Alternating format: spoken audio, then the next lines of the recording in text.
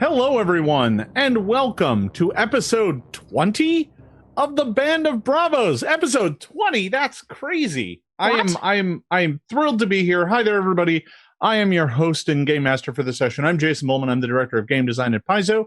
And before we get started with today's exciting episode of Band of Bravos, why don't I toss it around the horn and let everybody introduce themselves and their characters.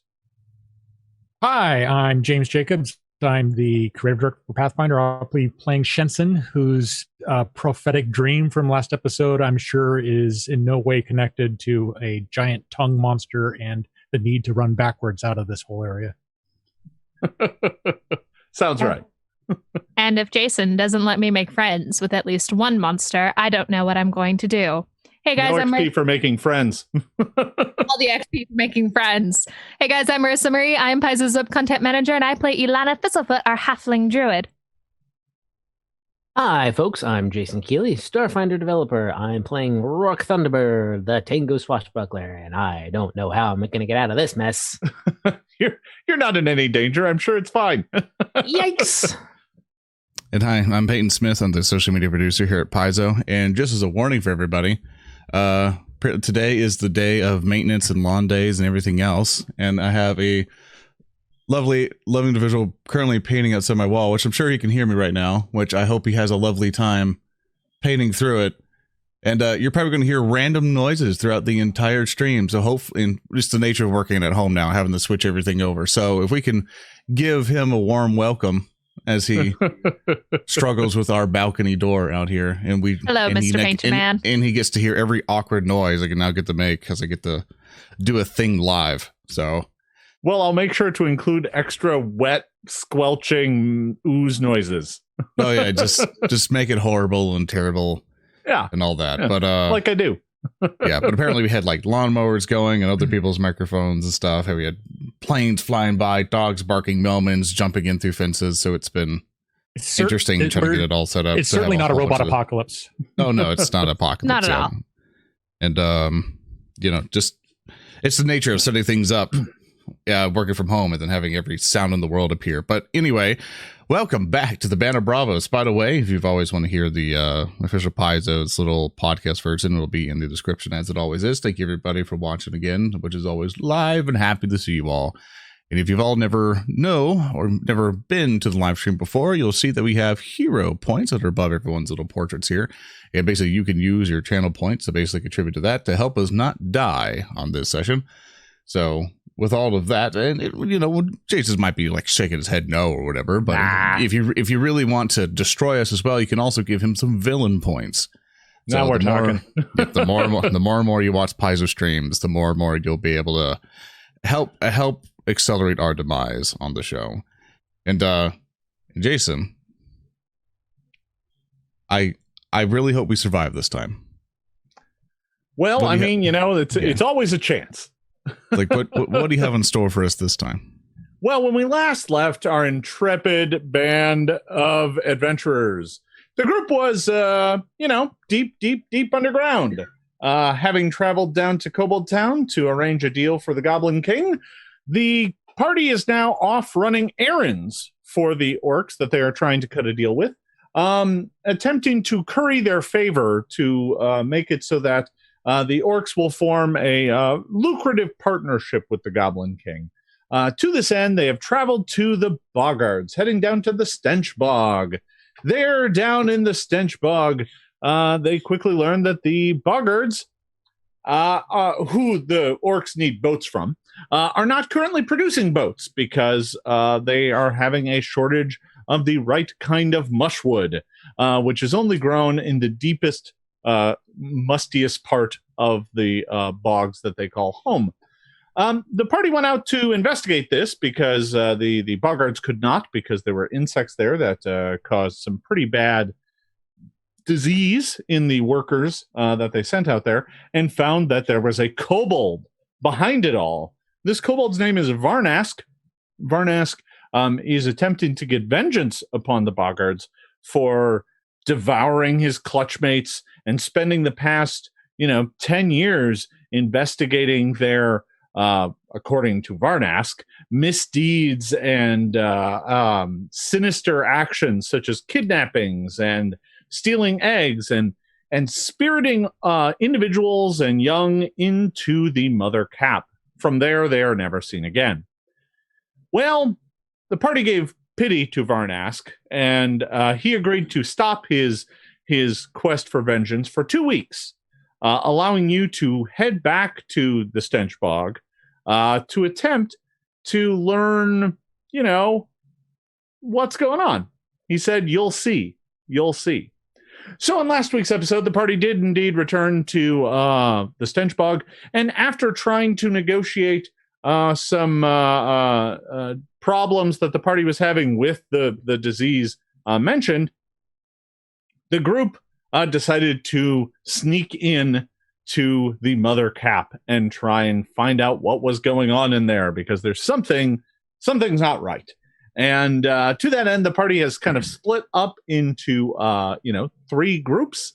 Well, it was originally only just 2, but now it's kind of 3. 2 folks, that would be Lorne and Shensen, attempted to go in through the front door, trying to speak with a priest about getting their sleepy bean disease condition taken care of. Meanwhile, Roark and Ilana attempted to sneak in through the water side to the north. And let's swap over to that map so we can see what's going on. So yeah, Shensen and Lorne snuck in through the front gate here, made their way into the courtyard here to speak with one of the priests. Meanwhile, Roark and Ilana swam past the piers to come up here in the kind of mushroom garden behind the Mother Cap. This is where things started to go wrong, as Ilana failed some stealth checks and was spotted by some of the Boggard groundkeepers that were back here. Meanwhile, Roark continued to make check after check to sneak through a door into this yard here, where there is the large conveyor taking planks of untreated mushwood up, and then treated mushwood comes back down. He deftly managed to sneak onto that after a fortunate crossing of timing where the priests were called away. He snuck on and rose up the conveyor. Upon arriving up at the top, he looked inside the Mother Cap, looking in through a large open doorway in the top of the cap. He spied a creature. This creature is gigantic, fully 25 feet across, huge, corpulent toad demon.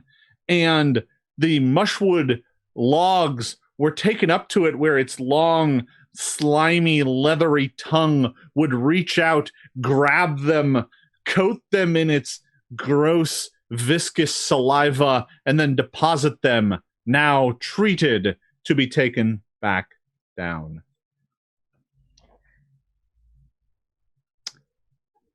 That guy. It's friend-shaped.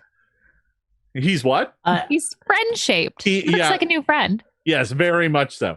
I know I'm a Tengu, and a male Tengu at that, but I definitely lay an egg when I see this guy. You spent all week on that one, didn't you? I'll never tell. Yeah, fair enough. So now, if you recall correctly, you've been Lorne and Shensen are trying to speak with one of the high priests of Croak. You have also heard of some other shadowy figure called the Lord of the Black Croak, but you don't really know what's going on with that. That figure is very rarely seen, and their next scheduled appearance isn't until the Tadpole Frenzy Feast, which isn't for a few months. Let's see. You've also been dealing with the Wart Guard, just to put some of the names back in your head, since this is the first time you've heard some of them. So that's what's going on. Currently, the situation is this. Lorne and Shensen are down in the grounds. Go back to this map. Right around here, hanging out in this courtyard. There is a door leading out of this courtyard over here. There's another door back here. There's another door here. That's where they are at currently, talking to or being escorted by some of the Wart Guard as a high priest of Croak is making his way over to them to talk to them about their ailment. Because you told them that you had some news about the ailment, or you wanted help with the ailment. I'm trying to remember exactly what. Kind of both. Yeah, kind of both. Meanwhile, Ilana is over in the gardens here, pretending to be someone who washed ashore from a boat accident out on the water. And last but not least, we have Roark, who is right here, but 80 feet up in the air, atop the cap, right at the edge, with a bunch of Boggart workers nearby. These are not guards, they're workers, so they're in like worker coveralls. And they are, loading logs in and out. And unfortunately, Roark, you have nowhere to hide on this pile of logs. I have you exactly where I want you. Exactly. Yes. It's all very clear now. So I think that is where we are going to pick up. And I'll leave it on this map because right now I think this is probably our most useful representation of what's going on. So that's what's going on. So to get things started, Roark, you're up there, and these workers look at you with kind of wide-eyed surprise, not expecting to see someone riding up the next load of mushwood logs. Mm-hmm. They are currently staring at you with kind of wide-eyed amazement. What do you do? How many would you say there are? There are, currently there is a group of 4 making their way toward your pile of logs. Mm-hmm. Okay. They seem to work in small groups of 4, so there's a group of 4 making their way straight toward you. There are another group of 4 that are a little further off who have also spotted you because they are currently bringing finished mushwood logs up to the conveyor. Okay. I can see into the cave. The big area where there. And to be clear, it looks like the central area inside this mushroom is one large space with other smaller rooms around it, and this giant corpulent toad thing, 3-eyed toad thing, is in the middle, surrounded by other boggards, including many who are in those weird ceremonial robes. I have 2 questions before just a quick glance in that direction. Is this giant toad thing sort of like, it looks like it's being held captive anyway, like there's a big chain on it? And secondly, does it look like there are any kobold eggs or egg shells cracked open and being poured into a big cauldron of mush food? Making a giant omelet. Is there an omelet chef Boggart visible from here? So as you look at it, it's not really looking at you. It's currently paying attention to the log. It's currently manipulating with its tongue as its 3 eyes blink in like different unison. And you do not see any shackles or chains or anything upon this beast. In fact, quite the opposite. You see the priests many of them are nearby, just kind of giving it obeisance and praying to it. So that's what you see on that front. As far as whether or not you see any kind of incriminating evidence, why don't you go ahead and bounce me a perception check? Sure thing. Oh, a 27. That is an excellent roll. Pretty good. You do not see any piles of eggs or anything like that, but there are nearby a number of cages that are empty. Okay. Smallish cages, say. Well, they're probably humanoid sized. Yeah. Okay. They're not like small animal cages. They're a little bigger. Yeah, and they're kind of positioned around this beast, this thing. Okay. Take all that in. Notice that I'm being spotted by 4 people, and I do a front flip off of the wood that's coming up onto the cap itself. Sure. And I begin a particular spiel, and with that is accompanied by flips and backflips. I'm basically going to be using fascinating performance to fascinate 2 of them. No, wait, I'm an expert in performance. I can fascinate up to 4 observers. So the 4 that are currently right here, and I say, workers of the Mother Cap, the Lord of the Black Croak has sent me to entertain you during your time of work. Everyone take a quick break and watch this. Aha! And at the moment, as I'm doing flips, I'm also kind of making my way towards the edge of the cap that's hanging above the lake. So, just so that you have an understanding of kind of what you're looking at. So you're about right here on the cap, right? Right near the edge. Yeah. And the walkway is in this area, right? You know, is from the edge going in. Okay. But when you get out toward the water, right? I mean, you kind of hit the walls where like the cut open entryway into the mushroom ends, and then it's just a mushroom cap. Right. Yes. So, but down here at the edge, that wall is very short because the mushroom is curving down toward the edge. I got you. If that makes sense. So, It does. Over the water, though, you're talking about running on an uneven surface, kind of trying to make it, you know, from about here to, well, safely probably out there.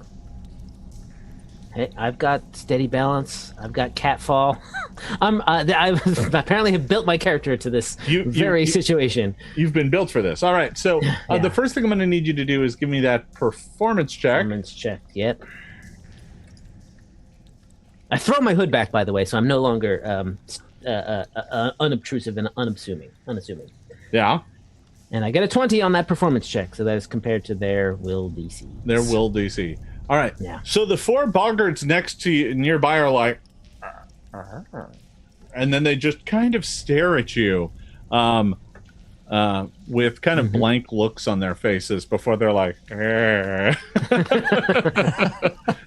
they start clapping. Now, I want to stress, while this is all happening, everything else downstairs is still going on, right? Sure. So, Lorne, Shensen, the 2 of you are still standing there talking to or being escorted by this member of the Wart Guard as a high priest is making his way over to you. All of this is happening within seconds. And you don't strictly know that anything's going on up above. And out in the Mushwood Garden, Ilana, you're still being talked to by the priests who are looking at you incredulously. They don't look quite convinced that you came off of a boat. And I can't understand them, and they can't understand me. Yeah. I'm just going for panicked shipwreck survivor.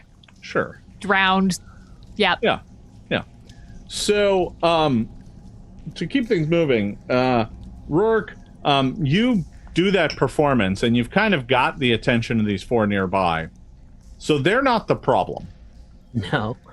The problem is the other 4 that are nearby that were not affected, who also are seeing this happen. Sure, yeah. And one of them immediately begins croaking and shouting and running back in toward the cap.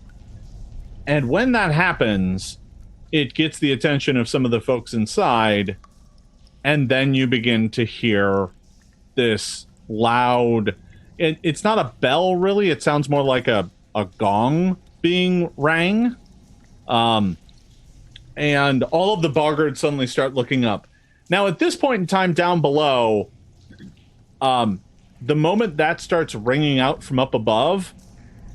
the guards suddenly are looking at you with suspicion. So I'm going to come back to you, Roark, and I'm going to go down to Lorne and Shensen once this alarm starts going off.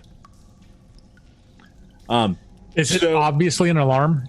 Oh, yeah. No, I mean, it's like bong, bong, bong, bong. And all of the boggards start looking up and looking at each other and like drawing weapons and like being on alert. And these are the ones that aren't near you. The ones that are right near you are suddenly looking at you, and they start burp, burp, burp, burp, burp, burp, burp, burp. Well, Shensen, go ahead. So I'll look at the guards next to us, and in Undercommon, I'll say, "Sounds like the priests need your help immediately. You need to get up there and help them. We could deal with our situation later. Don't let us distract you." The member of the Wart Guard looks at you and, in broken common, says, "You must go." Or undercommon, broken undercommon. Can I see any of the bird dancing going on upstairs, or Ilana? Like, all so as far as I know, they are all like still swimming off on the other side of the. Yeah, you kind of don't know what's actually going on. You can't see Roark and you can't see Ilana because the wall between. So you're under the cap, and everything that's happening with Roark is above the cap, so you can't see that. And Ilana's back here, and there's like two walls between you and her. That said, alarms and Roark not being in sight, it's pretty easy to put two and two together. So, all right, I'll nod at the Wart Guard and say, turn to Lauren and say, "Well, we got to get out while the getting's good and see if I'm speaking in common now. See if we can't hook back up with Ilana and Roark and figure out a different method to do this." Well, I think and the best as I'm thing doing that, go ahead. And as I'm doing that, I'm just feeling all kind of trying not to let we're still protected by the frog tongue chest paste stuff, right? So we're sickened, but we're not feeling the effects of the sickened. Correct. Okay, good. All right. We can try I to think lose we them. need to lose what? These try to guards that are standing there. What we planned is that they're going to be further north of here, so we can lose them and try to rendezvous back where our folks are, so we can. Yeah. Obviously, alarm went out. They probably need our help. Yep, that sounds good to me. So we'll leave there and go around the structure and try to hook up, because we know where they went into the lake, so we could head over there. Yeah, but obviously guards can still be looking at us and wanting to escort us out, so we probably need to distract them with something major. How many guards are we talking about here, Jason?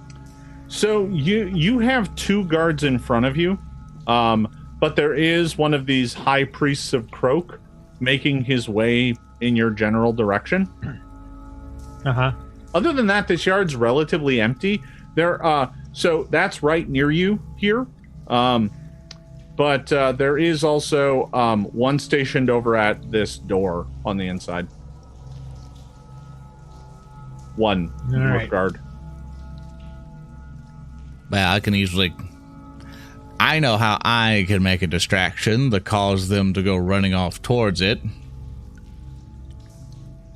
Unless you want to try throwing sneaking a bomb or something? Or I could try charming one of them.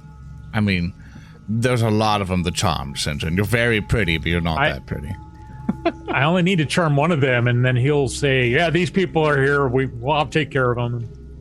I'll let you try that first, and if it doesn't work, I'm going to have the backup plan ready. I immediately summon Grisfeld far off in the distance to where, say he exploded somewhere and would potentially erupt things on fire, that it would cause a large concern that a lot of guards would quickly rush over and potentially put it out, creating a large swath entryway for us in case the charm does not work. So where are you trying to put this? Where are you trying to put Grisfeld? You want to ping the map? I'm trying to do theater of the mind kind of deal to kind of let it go, but sure. I guess that far off corner there to where no one's looking. So you can kind of get him off over that way. Like you could easily get him over near this tower. That's probably within range. Yeah, it's like 120 feet, so it goes pretty far. Yeah. That is pretty far. You maybe get him Let me get him up over there. Yeah. And the orders is it's like, all right, Grisfell, you're going to go all the way over there, and you're basically going to randomly explode at some point. He's like, you begin the incantation, and you hear Griswold's voice come from the skull, and he's like, "Oh, come on! I don't want to do this anymore." Look! You have been so useful; it's insane. You just have to keep exploding. This isn't what the afterlife was supposed to be. I mean, you're not there yet. You're in purgatory, Mr. Grisfell. All right, so the two of you are kind of throwing some spells. I'm going to come back to that because it sounds like we got a charm going and a animate dead. Is that correct? Mm-hmm. All right. So let's go out here to the garden space where Ilana is dealing with some Bar Guard workers who are like, burp, burp, burp, burp, burp, and then the alarm goes off and they suddenly start pointing at you. Burp, burp, burp, burp, burp, burp, burp. I have no idea what's going on, and as far as I know, I don't know if Roark got any farther in, so I'm just doing my best to be a distraction. Oh dear. I don't know if there's much else I can do right now. Should I just try to go back out into the water? They're approaching you. The two boggards are. Okay, I'm going to hold my hands up placatingly, like trying to calm this situation down because we can't converse with anybody. I'm going to point towards the bell. Oh, there's no ERP, there's no mech. There's literally nothing I can do right now besides maybe go back into the water and turn into a fish and swim away. Well, up to you. What are you attempting to do here? Oh dear, I need to. Okay, I'm going to trust that Roark got in, so I'm going to go back into the water. All right. So you go diving into the water. Give me an athletics check to swim. As you just go making a run for it. The boggards give chase, but... An 18. 18's pretty good. 18. All right. So you go swimming off into the water. All right. Let's go back up to the roof. Roark, what exactly are you, what's your next move? You've kind of fascinated these boggards that are right near you. They're just kind of sitting there watching you as you edge your way across the lip of this mushroom here. Yeah. But deeper in, the boggards have gone, like there's chaos now. There are boggards running hither and yon, and a number of these Wart Guard are making their way in your direction. Okay.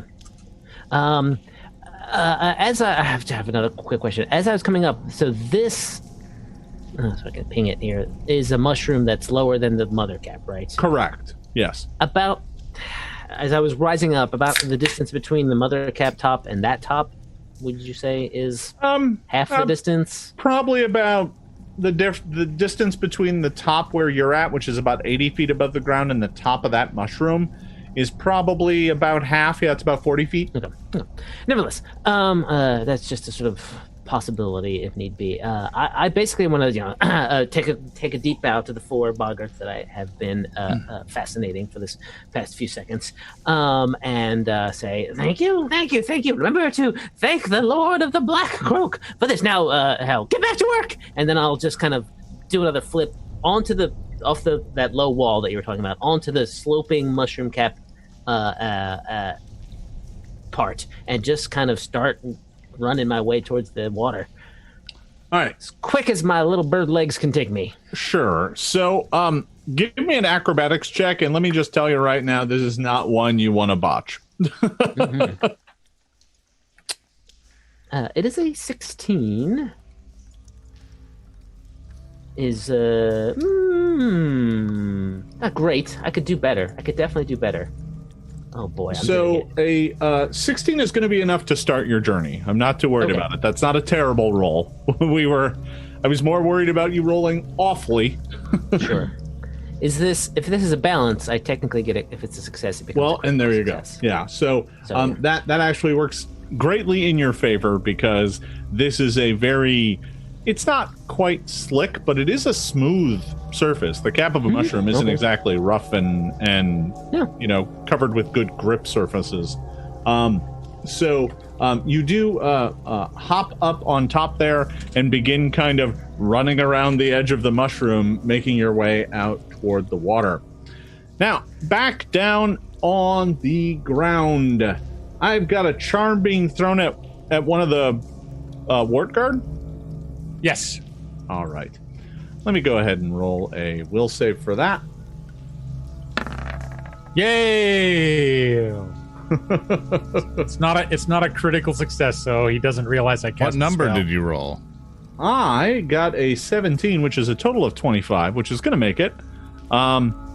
So you throw the spell at the Boggart, but he just kind of shakes it off and looks around kind of confusedly for a moment because he didn't crit succeed, so he doesn't know that you cast a spell at him.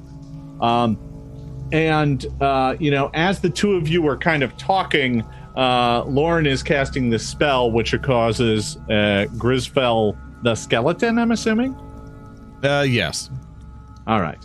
So I'm going to go ahead and roll a perception check for the Boggart at the door over here to see whether or not he spots good old Grisfell as he appears. And he does, and now looks really panicked and starts screaming and shouting to the other Wart Guard who are down here.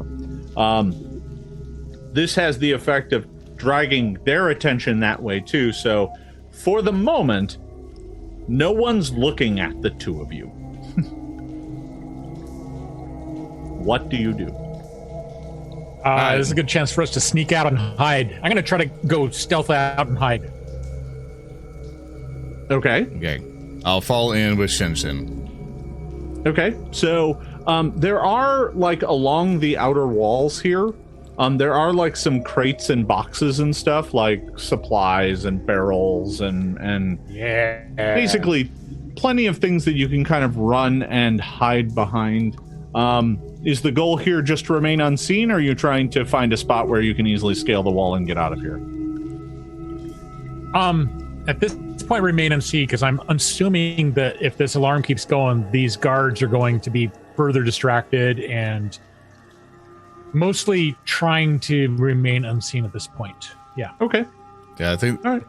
Yeah, my plan was for us to get up to Roark and Ilana, so we could rendezvous and then go out together. But if we all just want to be like, all right, good luck, everybody, we could just do that, because we could have just left easily at the beginning. It does seem like everyone's running in different directions right at the moment. Yeah, because I was like, let's alarms off. Let's go help out our friends who might potentially be in danger. So if we the tricky part is none of you know where anyone else is. Roark and Ilana arguably know where each other are, but yeah, I mean, we had the idea that we told them, just go on the top there, and we just look around to see where the trouble is, and then come in with explosions.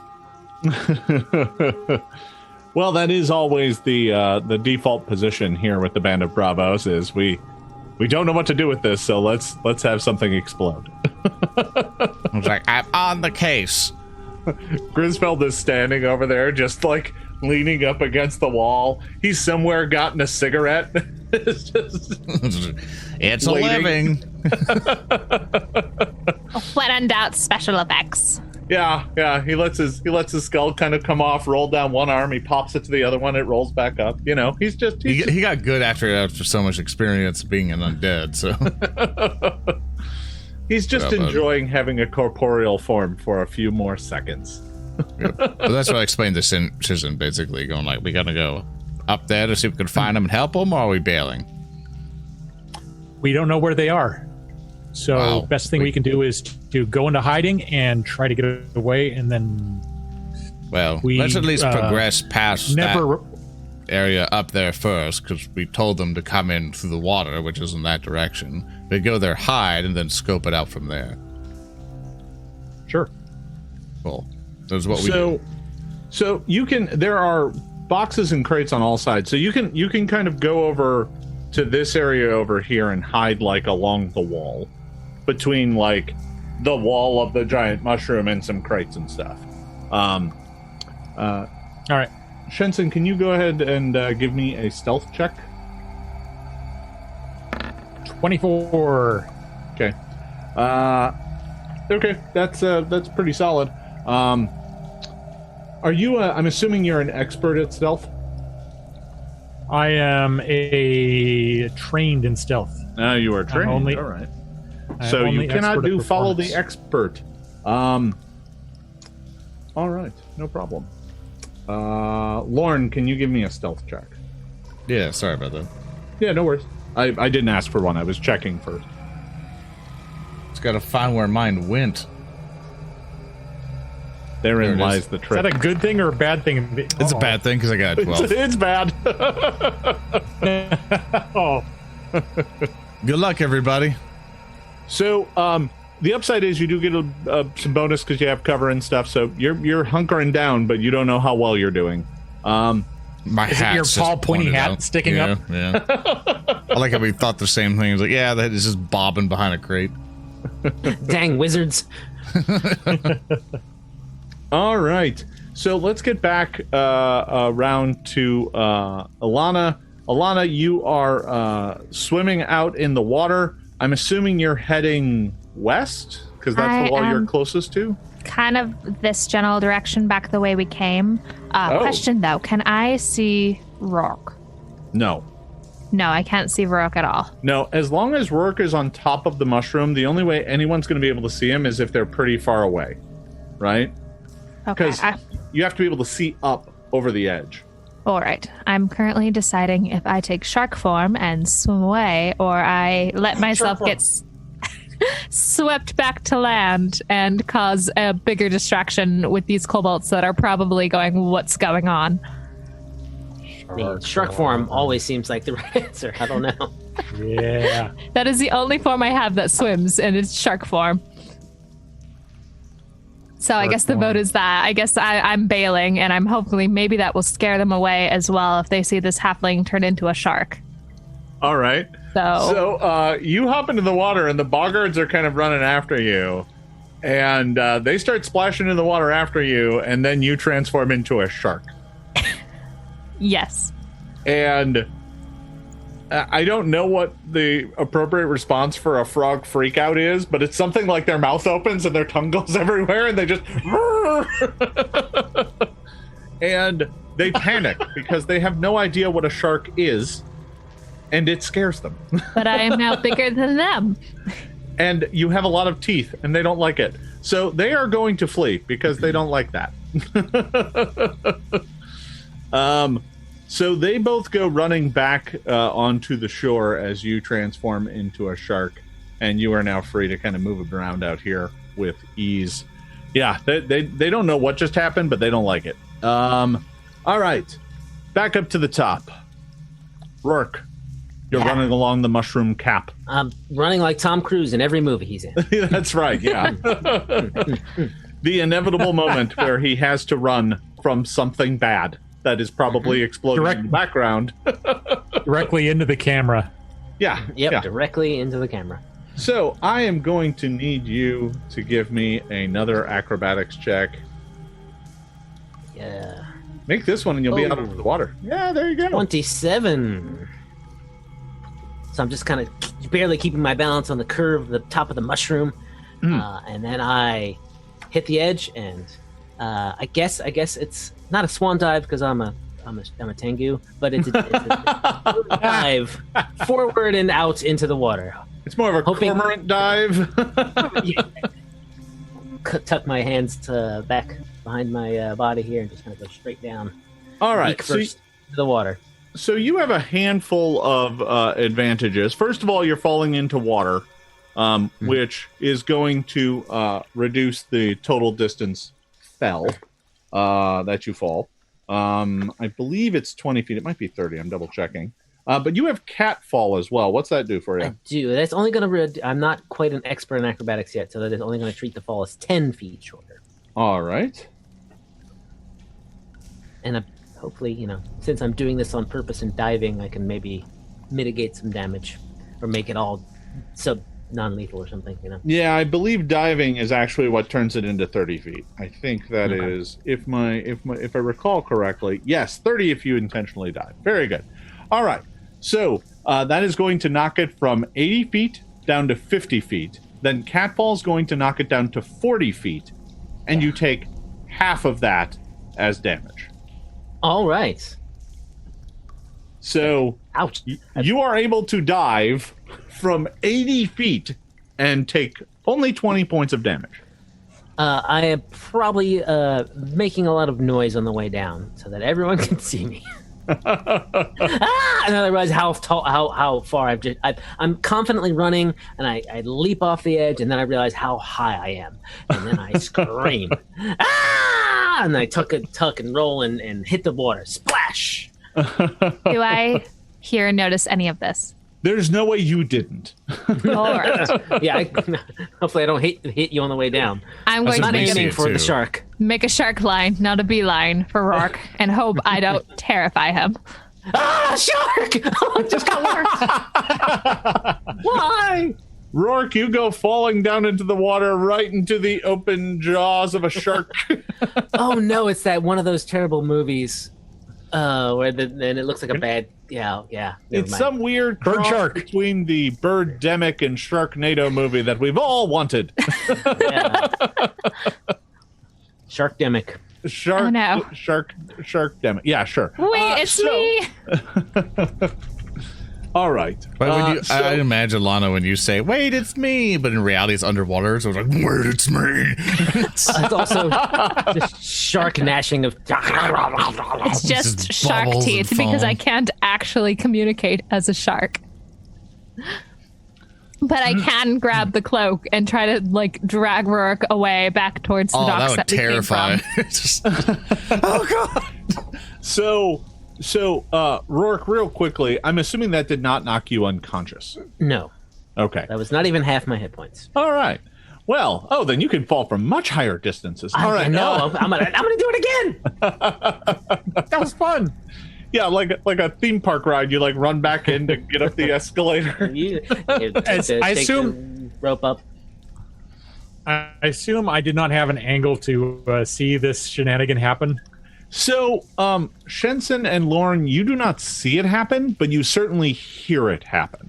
So, Right. from your kind of hidden vantage point, you might have spotted it if you were further out.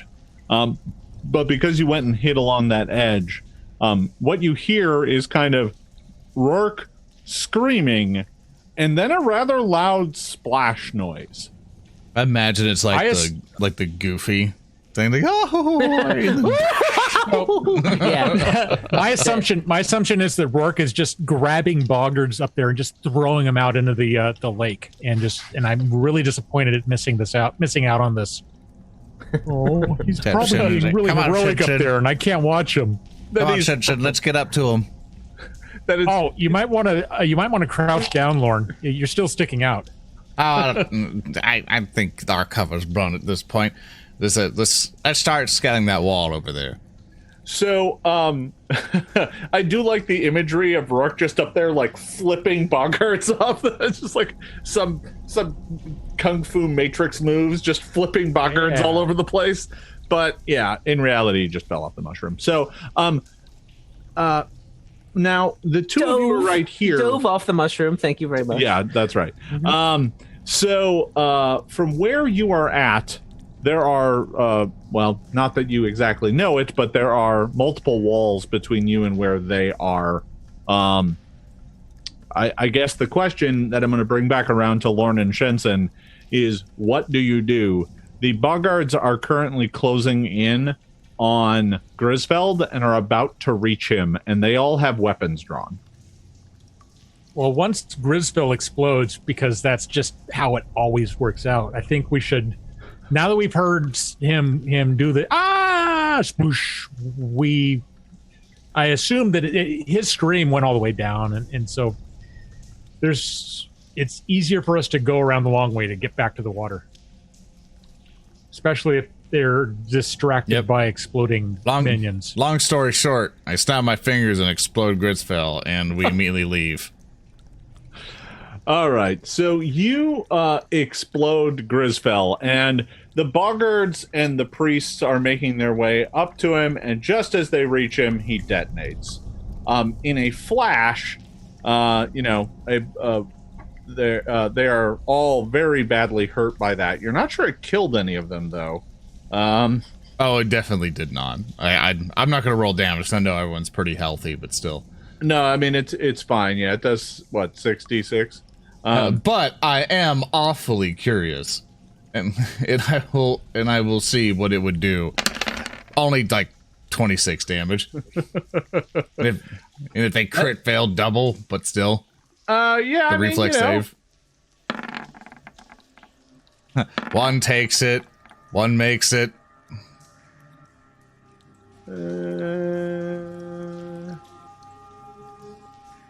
And another makes it.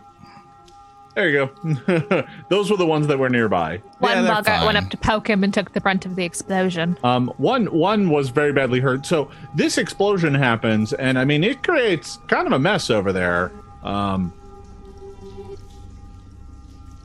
These poor guards. You have to imagine it's like a random halfling arrives, somebody's up near their mushroom, 2 random strangers show up. Now there's an explosion, then there's a athletic feat of diving.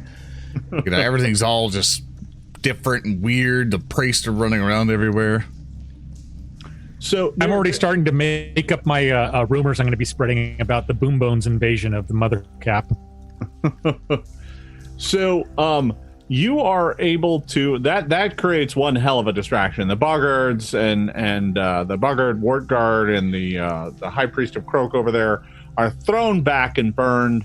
And it has made quite the explosion. Grisfell reappears in the skull, and he's like, "Oh, I think they're very angry now." Oh, I bet. That's why we're leaving. They don't know it was me. Let's go. Okay, so I'm assuming you're making a beeline toward the outer wall then? Yeah, we're just getting out of there. Okay.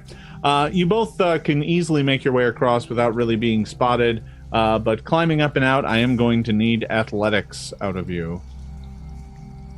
Is there not a doorway, or Not in this outer wall. No, you can go back through here and then out the front door, but there are more guards that way. I mean, they gave us permission to leave. I guess we can go. I mean, let's just go. Let's What do you think? that. Wait, if they gave you permission to leave, why did you cause the explosion? Because we were trying to get to you, Okay. as Distractions. explained at the beginning. All right, so then you're just going to try and fly casual as you kind of Yep, walk just out the whistling, front door. going. All right, see you guys later. We'll reschedule. We'll have a good time. Oh no, it's a terrible Or- fire. or You guys maybe- should go help. Yeah, definitely yelling out in undercom. There's an explosion. Something crawled up out of a grave and blew up. Ah, Yeah. it's awful. All yeah, right. we're like panicking and leaving. Like, explosions. All right, I need one of you to make a diplomacy check and one of you to make a deception check. You can Oh. decide which one is which. My deception's 7, and my diplomacy is 7. So I can do deception. Mine are both 10, so it doesn't really matter. All right, you do diplomacy because I'm Lorne, so I'll do deception. It's a 23. I'm gonna hero point that, and I'm gonna get a 21 for me. There we go. All right. So the two of you are able to kind of make your way out, and the Boggards are just like, burp, burp, burp, and they just kind of force you out. And the moment you're out the front door, they slam it shut. It's like, And let's you go hear- rendezvous. Mission successful. You hear like gate bars being dropped. All right, let's get to our rendezvous point, Shensen. Let's go. Yep. All right. So let's get back out to the water. I would ask for swim checks and whatnot, but Ilana's a shark. So Halfling shark do do do do do. No. oh no. If you're making swimming, you have to refer to the old Sword in the Stone movie. So Roark, there is a shark swimming toward you. I flail about. Must be one of those rare cave sharks. I got a question. If this is a thing that occurs for druids, so like when you change shape, do you look exactly like the animal, or is there some like telltale like green stripe from your hair is on the animal, or something that somehow that you I like to imagine my flower crown has changed shapes with me. So, the wild shape is there to make you a pretty ordinary member of that species. So you kind of become an relatively unremarkable member of the animal group. So when you do use wild shape, that's how that kind of works. Let me see something. Oh God, I'm gonna die. Shark. There's sharks in this lake. There was a hydra in this lake. I guess lower. I do like a barrel roll. Hello, it's me. I can't actually communicate. Flap my flippers. I hold one out to him. Tell him who you are with Morse code delivered through bytes. Like I swim gently up alongside of Roark and hold out my fin. Maybe my dorsal fin. Well, Roark, give me an athletics check to swim because you're not being helped just yet. 14. That's not too bad. Russell's with me. Is Russell sitting on the top of the shark? No, Russell is not sitting on top of the shark. Oh no, where's Russell? I don't know, but Russell was probably in one of your bags, so Russell is probably shape-shifted with you. We need to get you that like feat or something that just allows you to put pets in a pocket dimension. Yeah. I think that's in the APG, if I remember. Either that or Russell turned into a tiny shark. You got like a little fish remora with you. eel. Yeah, he's a remora. I'm just trying to figure out a way for Roark to recognize us. Tell you what, do you have performance? Yes. Give me that. 26. Roark, you get the distinct impression that this shark is not what it appears to be, and in fact is Ilana. After it does some kind of flips and rolls and tries to nuzzle you. I'll get up close and be like, Ilana, underwater. Take me underwater. And I'll start screaming, the shark! It's killing me! You don't have to worry about finding me anymore! I'm dead! And then we both move underwater and swim away. All right. Roark, I'm going to need you to make a performance check. 28. So, after bouncing a 17 for a total of 28, you start flailing around in the water as Shark Ilana swims around you, fin menacingly around you, and then you get dragged underwater. Maybe that worked. Maybe it didn't. You're not sure. I don't know. But gotta try. Yeah, the two of you are able to kind of get out of there without any of the boggards going in the water to investigate because they're terrified of the many teeth thing that now lives in the lake. All right. So let's get make our way. A distance away. Yeah. I guess my question is, where was the rendezvous point, and how is Roark going to get there without being seen? It's like over here, all in the super covered secret area that no one could see, right? I mean, yeah, sure. Yeah, some distance away. It's canon.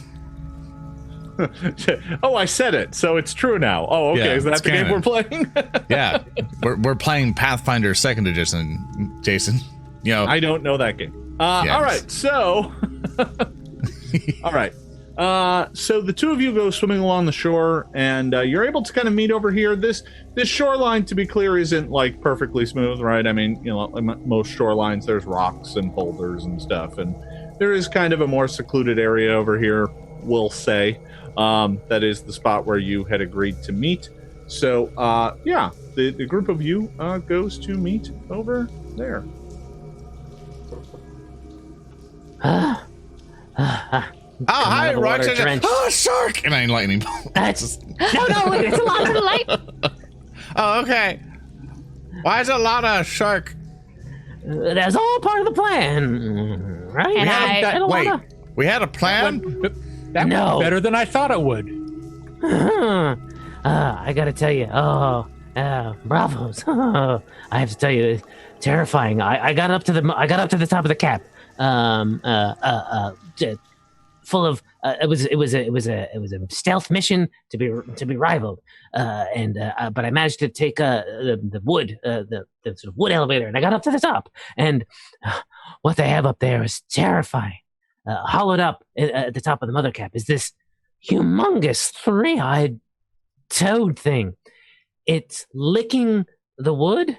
Oh yeah, that's it. It's got wings too. It licks the wood, and that's what causes it to be, I guess, waterproof and usable as actual wood. So it's their pet or god or something. It was gigantic. I got out of there as quick as I could. Now I didn't see any kobolds, but there were cages near this thing. Small humanoid. I mean, not small, but human-sized cages. So I think we know what's happening to the kobolds. We might be getting fed to this thing. I put my hand against Roark's forehead. Three-eyed giant winged toad. Roark, are you feeling all right? I'm not sick, I swear. I beat that sickness. And you said that they were. Did you mention that they were bowing down and worshiping it? Oh yeah, it's something. They had there were priests up there. That sounds like a religion check. You can either make a religion check or an occult check. I prefer occult. 19. I am going to go with a nature check. And Lauren will try an occult. And I got a natural 20. Tell me all about this thing, Jason. See if I've heard of the toad. So, as it turns out, after everybody kind of confabs and throws in some bits of lore and some rumors and hearsay, the general thought is that it is not a well-known legend, but there are dark rumors about boggards up on the surface, that some of them venerate kind of a great evil, and that evil is named Gogunta, if I recall correctly. And that evil sent servitors to its swamp in the earliest days of the world. And those servitors were kind of the first of its creation, and the boggards were the second. And the first of its creations were these giant, corpulent, winged toad creatures named Mobogos. Yay! Yeah, hooray! What level is it, Jason? What, 45, 50, 200? They are, according to legend, voracious and powerful, slovenly toad demons that can easily consume a man whole. But you don't know much more about them. They are very rare and kind of almost legendary in their existence. The fact that there is one down here is terrifying. Now, that said, there's nothing about the legends that talk about their saliva making mushroom lumber, but... Well, sounds to me we got to burn the mushroom down. That's not... I'm not sure if this is really a demon frog monster that fire is going to do anything other than delight it, and then we'll have to fight it, and now it's on fire. I mean, would you want it to be on fire or not? I'm more concerned about, first we had the slime cult, and now we have a frog monster demon cult. There's a lot of that going on down here. I mean, it's sort of the thing. This Underdark place is really weird. It's not weird. It's just different. I try not to judge, but I'm ready to go outside again. They did. Some of them saw me. Oh boy, did they see me! I put up a good show. So we might want to lay low or leave town for a bit. until they forget what happened just now. And you blew something up. I saw an explosion. No, I and didn't. I knew that was you, Lauren. Me. No, I didn't. That was you, Lauren. No, I didn't. Mm-hmm. They had a lot of explosive something in a corner somewhere that just stuff happens, man. Like, I guess dangerous materials they work with. This Grisfell pops out kind of the skull right behind Lauren's head and looks at all of you, and he's like, shut up, Grisfell. I just put my hat over the skull. So boom. He's pointing at Lauren, mouthing, "He did it." Shut up, Is he ghost. snitching? So almost on cue, you're kind of, you're nearby the mushroom, but not too close. But the gonging stops. Oh, that's And, not good. From this distance, you can see one of the side doors open and a bunch of Wart Guards start pouring out. No, let's start running, boys. Let's get Start out of jogging. here and start spreading rumors about the ungrateful dead rising up against the mother cap and exploding in their basement. It's going to be a real betrayal to these boggards when the ungrateful dead attack them. Yeah. And the only skeletons around were like dead boggards. So, Oh no, it's Jerry, man. He's come back to get us. So ultimately, my kind of question is, where are you heading? How much stuff did we leave at the inn? Probably just like your basic travel gear. Like, I mean, you probably, in your bags you had like, bedrolls and stuff like that. I mean, word won't get to that end fast enough. So we can quickly go grab our stuff and then head out. And we need to pick up all the stuff I left at the alchemists for identification. Yes. That's Varnask's stuff. So you actually had already picked that up, but it's all back at the end. Okay, fair enough. Do we 'Cause it tell is Varnask? It's like a lot of alchemical reagents and stuff. Most of which is just worth money. But is worth its listed amount. I think I included that in the list, that it's worth 150 gold. But that's 150 gold worth of crafting. If you sell it, it's only half that. But still, it's money. Fair. It's money. Yeah. I mean, I'm ready to go. I've got my bag. I've got Russell. I'm good to go. But you guys might have things left at the end. Let's sneak back to the inn, pick up our stuff, and head out of town. Yeah, things got to cool down, and I'm starting to think creepy cliffside kobold character has the right of this place. I mean, there's some lovely people living here, but did we go off and give him the good news? Hey, congrats, Kobold! You were right. It's horrible. Like, hey, man. I mean, he already knows that, and I'm not too eager to go back into disease land. I mean, Yes, but I don't want him to start poisoning it again. that's on all you guys. Like, I saw what's in there, and I hope that disease reaches that thing at some point. Yeah, it's a conundrum for sure. Oof. I don't Okay. want the disease to reach that thing, but then the There we orcs go. will never get their boats, and neither will anybody else. It's just going to spread. Well, I could The roll whole for point- it. the whole- I take out a d20. Just like, Have you been carrying that the whole time? oh, it's my good Meta. luck charm. It It's reminds whimsical. me. It's darling. All right. Here's what since we're indecisive. If it's 1 to 10, because you know how much I roll low, that we're going to go visit the kobold and give him a heads up and ask him not to do the thing or whatever.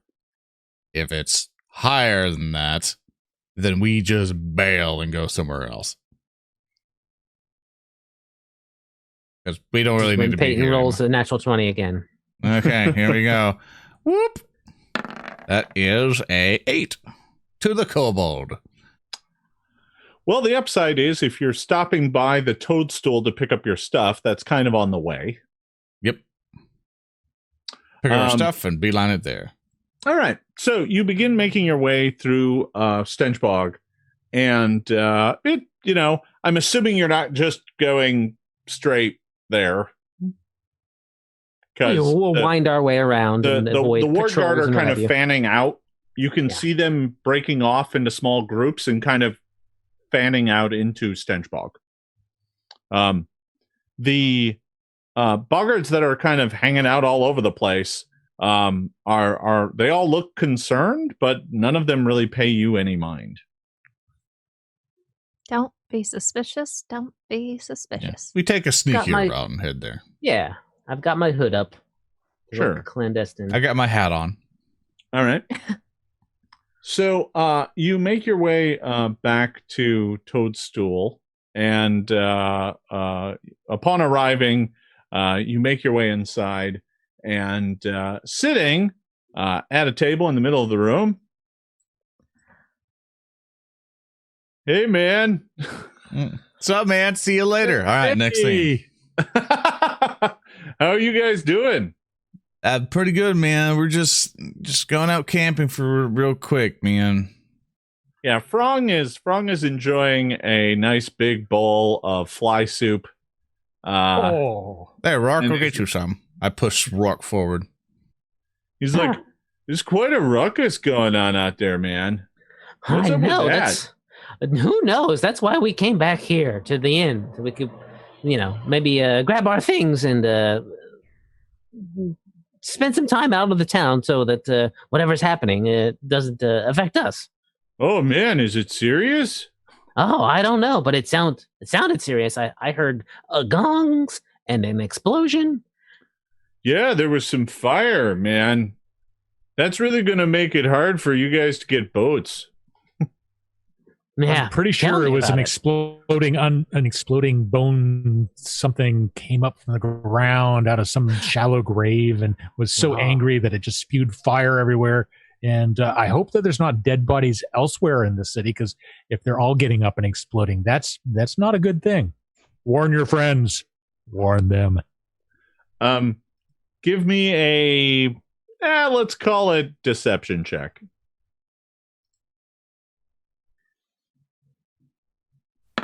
It's a 21. He's like, whoa, that sounds like serious. Like, I always knew the priests of the Croak were into some weird stuff, man, but that's crazy. It's only going to get worse. I should go tell my good buddy Quokka. You should. Quokka needs to hear this. He's in charge of that wood, isn't he? Do you guys still want to talk to Quokka? We did. We talked to him. It's all covered. It's all taken care of. Oh, all right. So, he stands up and just kind of looks at all of you, and he's like, well, man, I hope you guys are safe. I'm really worried now. I suspect we'll be fine. The band of Bravos always bounces back.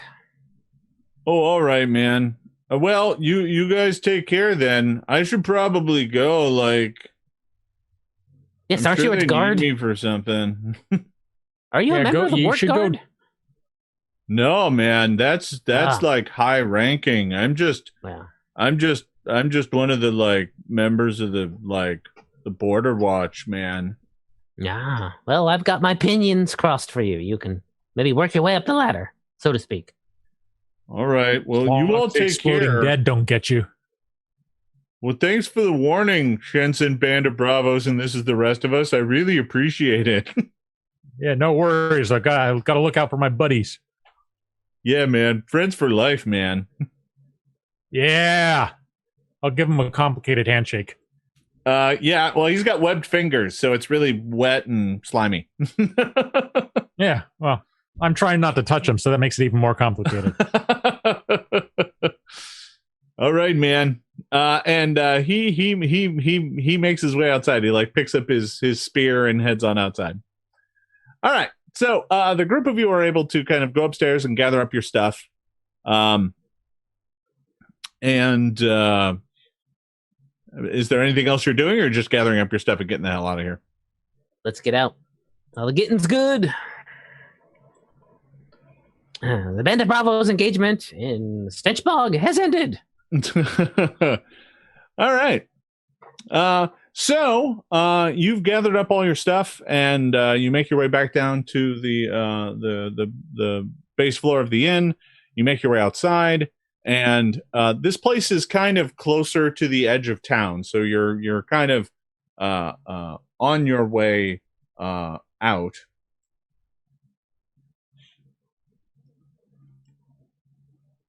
Continuing forward. Yes. And let me just check a thing here real quick. Jason does roll 20. It takes some time. It takes too much time. As we wait for Jason. You done? No. So you make your way out of the toadstool and start heading up the street. And there, up in the distance, you see a group of boggards, one of which is clearly Quokka. Not Quokka, sorry, Frong. And Frong is currently talking to a high priest of Croak. And you can hear him say, "Yeah, man, I don't know why you're looking for them, but they're right over there." And he points at you, and there is a high priest of Croak. There are a pair of Wart Guard, and there is a pair of these large black toads. And at that, the high priest points away at Frong, and Frong's like, "Yeah, man, whatever, man. Okay, I'm going." And Frong is leaving the area. This is Frong, by the way, back here. Hi, Frong. Thanks for the help. And the Wart Guard begin moving towards you with some rapidity. And at that, I'm going to need everyone to roll initiative. Initiative has been had. 20 for Lorne. 20 for Ilana. Can I roll performance for initiative? Because it's my highest skill. No. Damn it. 19. Can I roll performance because it's my highest skill? It's not how this performing. works. Everywhere you go, you're performing. Just playing the song. Life is a stage. That it is. It could even be a cabaret. My chum.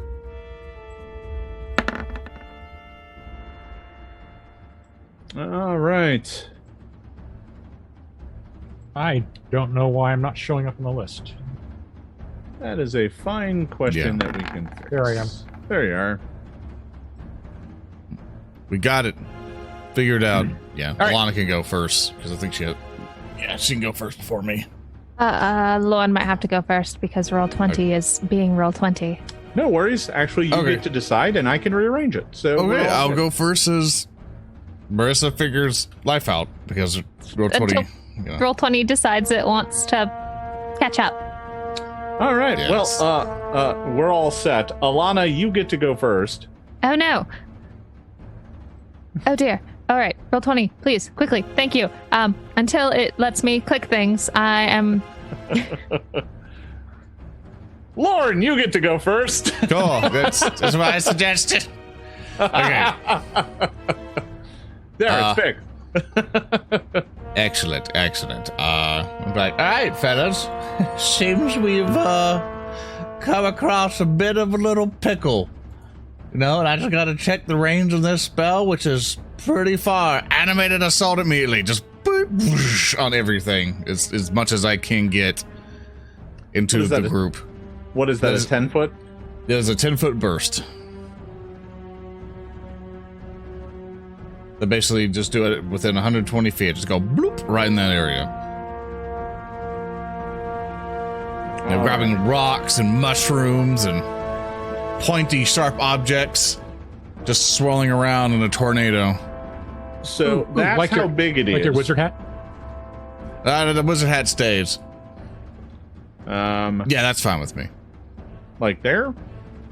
Yeah, like just a little bit over to the right how you had it before, and that's good. Once it hits everybody. It doesn't quite hit everybody, but it hits a lot of them. All right.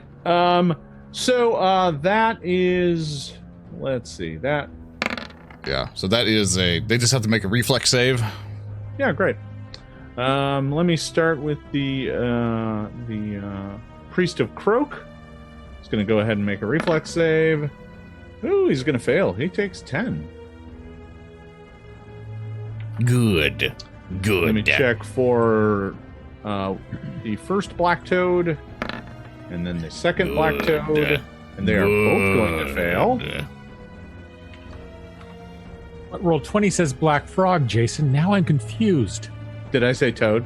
Yes. Toad smode. And then the Wart Guard. Ah. Well, crit That's fail? going to critically fail. Good. Your spell was incredibly effective. It goes flying up in the air. Debris slaps all of them as mushrooms and rocks go slamming into everyone. And Lauren, you do still have one action remaining. And cast shield, just in case. Yeah, I figured as much. All right, Ilana, you are next. All right. Does anybody know what they're saying? And I'm going to cast Hydraulic Push to push them back a little bit. Which one are you targeting? This one straight across from me. I think that is the priest. That would be this guy back here. Oh, that's the guy in the back. Whoever is that's closest. a normal toad frog hybrid. Well, I'm going to push the toad frog hybrid back. All right, so that is an attack of 18 that is going to hit. It's going to do 12 points of bludgeoning damage. I'm pushing back about 5 feet. Okay. You still have one action remaining as well.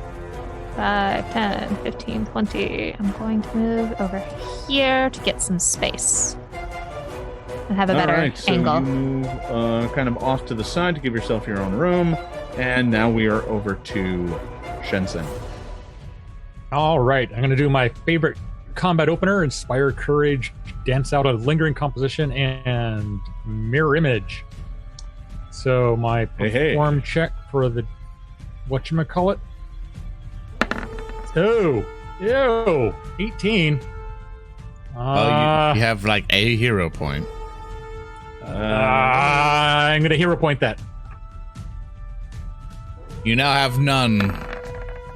32 performance. That's much better. Critical success. Yay! So that gives us 4 rounds of dancery, and I've got mirror image, and I'm done. And yeah, you are now surrounded by mirror image. All right. Next up, the High Priest of Croak is going to go. Do your worst, frog. What is he saying? He's saying blurp blurp. And croaketh. All right. So for one action, he is going to order his toad minions to attack. For his second action, he is going to move. And he already moved 5, so that's 5, 10, 15.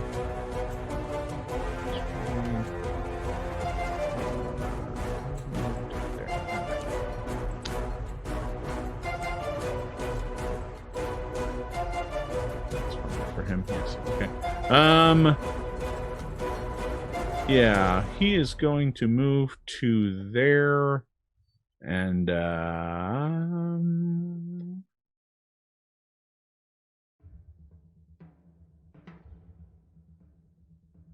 he is going to unleash a scary croak. Which actually, you know what? He's not going to. He's just going to go there and order the frogs to attack. All right, so because that's all he has the actions to do. So the frogs are going to go. Each one of them is going to move. What about me? Oh, sorry. The black toads go on the same initiative as the high priest. Oh, I see. They're not on the.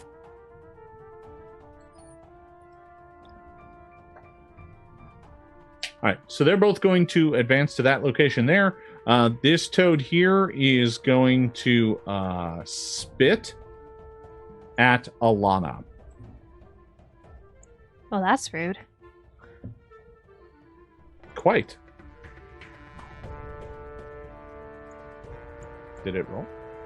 Hello. I do not have it. There it is. Armor class 25. Yep, that hits me. Take 4 points of acid damage. All right. And then it will spit a second time. And that's definitely going to miss. The other toad is going to spit at Shensen. Ew. Definitely going to miss with that one. We'll spit a second time, and I don't think an 18 hits you either. Nope. All right. So that is the toads. Now we are up to Roark. All right. I am going to make my way up to this frog, right in this frog's face. I will slash at it with my sword.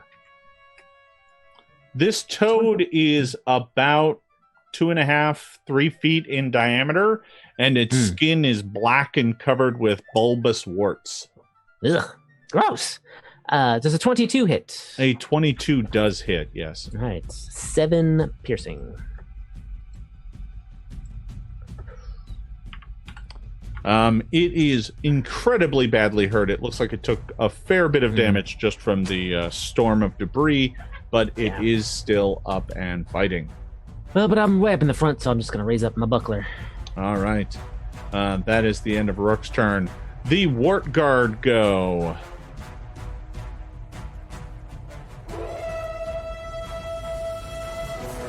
Okay. So, the first Wart Guard is going to move.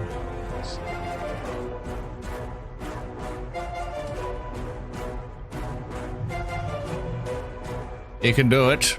He's moving up 5, 20, 25. Yeah, he's going to move up to there.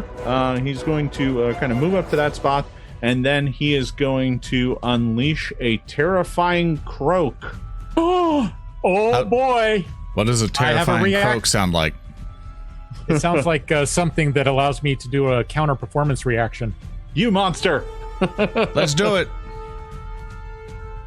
Counter performance. This is a reaction. How's that work for you there, Shensen? That gives me a.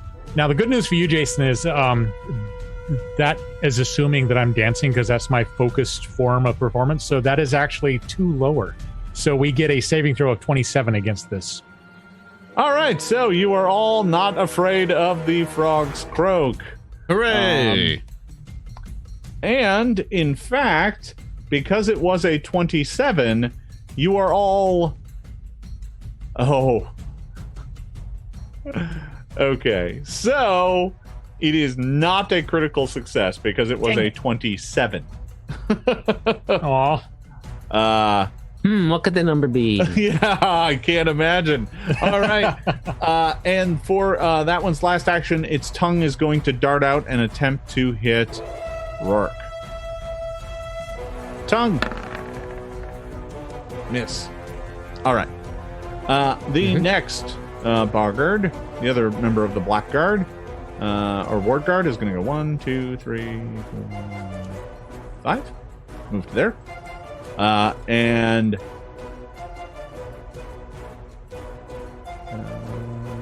he is going don't think to about it. Don't think about unleash it. No, a terrifying croak as No. well. No. I cover my ears. It doesn't matter. I need everyone to make a will save, because no one quite got immune from the first croak. Is this a fear effect? It is a fear effect, yes. So we get a +1 from our bardic, yeah? Correct. Yep. James? 31. We got an 18. Got a 20. 27 for me. All right, so here is the results. Lorne, you are frightened 1. No. Shensen and Roark, you are fine. And Ilana, you are immune to the croak for the rest of the fight. All right. If I croak again, you do not have to make any saves. You are now immune to terrifying croaks for a minute. I am unamused by the terrifying croaks for a minute. Yes, they do not bother you. At this, by the way, this is also the initiative in which good old Frong goes, and he's in the background here, and he's like, "Hey, I thought you said you just wanted to talk to him, man. That's totally not cool." Did you say totally? Oh, yeah, he did. So all enemies now take like a -2 to hit due to being demoralized by that epic speech, right? I'll say this. He's back there he's yelling this at the priest, by the way. He's like, "Man, I thought you said you just wanted to talk to him. Those are like my friends, man." That's so -4 then. And the Bogard warrior, by the way, the member of the Wart Guard who moved up there and let off the croak, he is actually going to swing at Roark with his club. Here it comes. Oh, thanks to my shield, that is miss. A miss. Very good. All right. So that is going to miss. Next up, Lorne. Well, I currently am sustaining that one spell. So I guess that just... no, we're not going to sustain it. I'm going to move on up to Mya. And then I'm going to cast Electric Arc. Oh, no. On who? Oh, yes. Let's do it, Jason. Give me a good old reflex save they're going to crit on. Who are you throwing this at? That I apologize. It is going to be at the frog person in front, and it'll arc over to the toad in front of Roark. I'm basically helping him out. All right, great. So the member of the Wart Guard is going to attempt his reflex save. He is going to fail and take 10.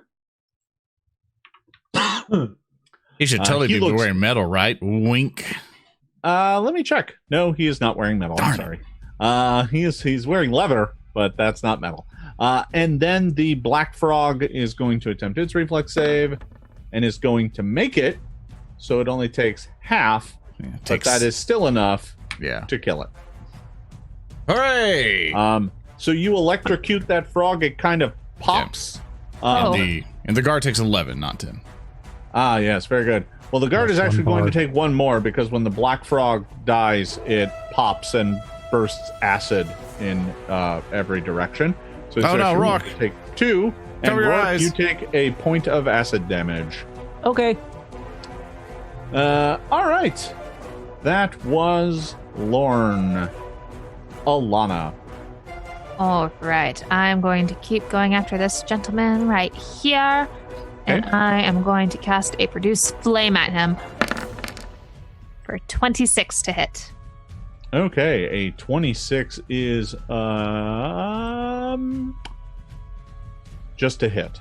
Okay, so but is a 27 a crit when the +1 bard shows up? Yeah. Was that not included?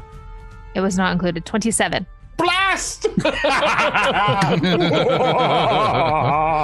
All right, that is going to be a critical hit. Your flame arcs out, smacking this Bogard member of the Wart Guard right in the face. He will take... Well, 8. I'm assuming the bard bonus isn't on the damage either. No, so that'd be... It's going to 20? take a total of 20. Very nice. The bard bonus is the best bard bonus. And it's going to take 20. And to make matters worse, he is now on fire. Oh no! Why didn't I stick with the hydraulic push? I love it when Ilana crits things and does terrible things to them. Massive fungal infections and I'm going to put that on there fire. because he's taking a persistent D4 fire damage. All right. Just yell, Ilana, that Bogard had a family. You made one pop! I don't care, though. The they difference started here being... I'm sorry, I'm terrible. It's too funny. All right, Ilana, you still have one action remaining. Oh no. Oh, I think I'm too shocked to do anything about it. I never expect my attacks to do this much. To ruin this poor Boggard's face eternally. You throw fire at it. Burned and scarred. All right, Shensen, we're over to you. All right, I'm gonna go up and get in Boss Frog's face. Hi, Oh boy. and I'm gonna stab him. Let me double check and make sure you can do that. And well, Yep. All right. he crit. He No. He got a natural 20. That's 10. Well, you run up and slash this Boggard right through the abdomen for 10 damage. Wouldn't that be 12? Because of bard bonus? It turns out that I've added that in already. Good. I'm a responsible bard. And All then right. I'm going to use my third action to try to finish him off. All right. That's just an 8. Yeah, your second attack. People do give you 2 more points, so you can use that if you want. I do. I re-roll it because I'm feeling stroppy and powerful and all-encompassing in my ability to miss again.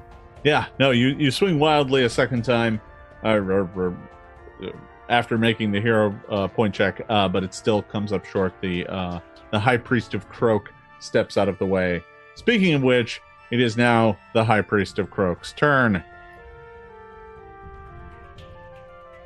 Now here comes the instant retribution, where the priest will now crit Shensen. Nope, he's going to run away. He's afraid. He thinks we're going to explode on him.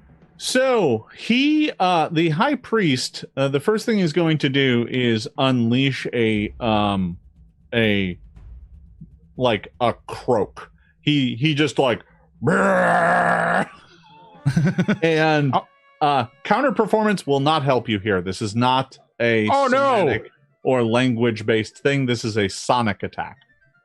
That's dumb. So this is going to hit Shensen and Roark, both of whom I need to make fortitude saves. Good luck, teammates. 27 for me. This is not something that is a disease. So I'm going to take out my +4 total bonus from like eating weird mushrooms and getting frog paste. Yes, yeah. Yeah, Ooh, 7. Yeah. Oh, Got 1 point left. I'm going to hero point that. yeah. It was like, you happy with that 7? I'm much happier with my 13. Well, you should be, because it's the difference between a failure and a critical failure. Mhm. Exactly. So let's see. Roark, you are going to make it. Shensen, you are going to fail. So Roark, you will take half. Shensen, you will take full. And here is the damage. 15. So Roark, you will take 7. Shensen, you take 15. That is 2 of the High Priest's action. With the High Priest's third action, he is going to attempt to... Yes. He is going to attempt to thwap Shensen with his staff. Which, as it's coming at you, you can tell the metal head of it has like 3 orbs atop it. Which, now that you see it, looks vaguely like the head of a toad with 3 eyes. I get it. Fail. I'm going to wager an 18 isn't going to do it. It is not. All right. So he swings wildly, but does not manage to connect. All right. And we've got next up is his black frog that is next to him. It is going to attempt to bite Shensen with its jaws. Here it comes. 18 there. Again, not going to do it. He's going to attempt to hit you with his tongue. Ew.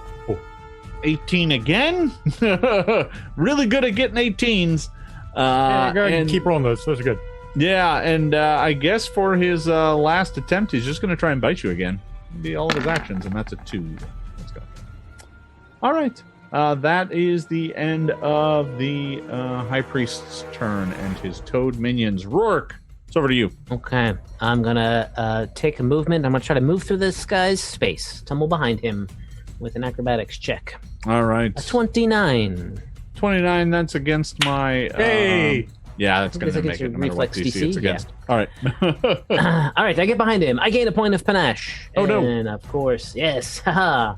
I will go ahead and do the confident finisher on this attack. And he's flat-footed. Oh, I did a shield bash accidentally. That is the wrong attack. Not what I wanted to do. Oh, That's much better. Oh. That's a critical. critical. That's gonna be 26 points of damage total. You are As short. long as he takes Yeah. precision.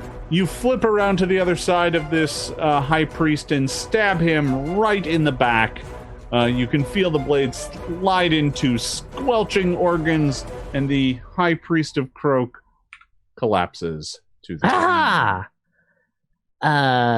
I'm going to look at this Wart Guard fellow up here, and I'm just going to attempt to demoralize him. And I'll say, "Stand down! Get out of here! We killed your high priest!" I'm not really good at intimidation, but we'll see what happens. You got a 5. That's not great at all. I got a 5. You scream, "Get out of here!" And then you realize that he doesn't even speak your language. All right. That's right. So that is Roark's turn. The members of the Wart Guard are going to go next. We've got this one down here who just saw what happened to his high priest, and he is going to 5, 10, 15. He is going to move back here, and he is going to attempt to brain Roark with his club. Here it comes. I'm gonna wager a 19 isn't gonna quite do it. Boy, my dice are not great today. Do I have any villain points? I don't know about that. You don't? No. I'm gonna take that to mean that I do, and I spend one. No. Armor class of 28. Yeah, that'll hit me. Let me go ahead and roll that damage here. 8 points of damage from the club. All right. Look at that. Chad even told me how many I have. Peyton, you lying son of a... All right. I mean, yeah, you are correct. That's why I don't want you to know about the venom points. Then he's going to attempt to hit Roark with his tongue. That's going to miss. And with his third attack, he'll go ahead and swing with his club again. Oh, terrible. Yeah. I'll just go ahead and strike back with my opportune riposte. He critically failed. Yeah, he critically failed. As a swashbuckler, I love those third attacks. Yeah. That's 31 to hit for 4. Oh, Will 31 do it for you, Chief? that is a critical hit. 8 damage. 8 damage. Seems You kind of slash underwhelming him when it's severely, like, yeah, crit, 8 damage. Well, it's better than 4. So you slash out at him and do some terrifying damage, but he is still up and fighting. The other Boggard warrior who got electrocuted by the electric arc is going to step up to Lorne and swing a club. I pointed at him and say no as a free action, and he critically fails to swing at me. He got thrown off by the fact that you were talking at him and yelling in words he didn't It's like, understand. no! I spray him with a spray bottle. No! Yeah, no, that was terrible. So he is going to attempt to hit you with his tongue. Oh my god. Also doesn't do it. Wow. He's just going to swing with his club a third time. Oh my And god. there's another one. Yeah, no, I have now... Two natural ones. He rolled Jason? 2 critical failures. Oh, he didn't even get the third one. Never mind. Yes. Did the other frog with the burning face take his persistent fire damage? Oh, thank you for reminding me. He should, yes. Yeah, no problem. The one who Ilana's burned his Burning to face. death. Yeah. His face takes 2 points of damage. Let me do the flat check to see if the burning goes away. It does not. All right. He is still on fire. His face is melting as he's biting, and his tongue is darting out, and it's on fire too. I like how you Bad scene. rolled 3 1s in quick succession. Yeah, I did. My dice are not doing too good today. I mean, you gotta slip roll 20 another paycheck. They'll buff your rolls. Apparently. All right, let's move on. Lorne, it is over to you. I clap my hands together and I go, shimmy sham shoom, sucking grass. And that's a 21 to hit. A 21 will hit easily. You reach out and electrocute this member of the Wart Guard. Then I go, all right, good luck, everybody. Cast shield. And I'm done. All right.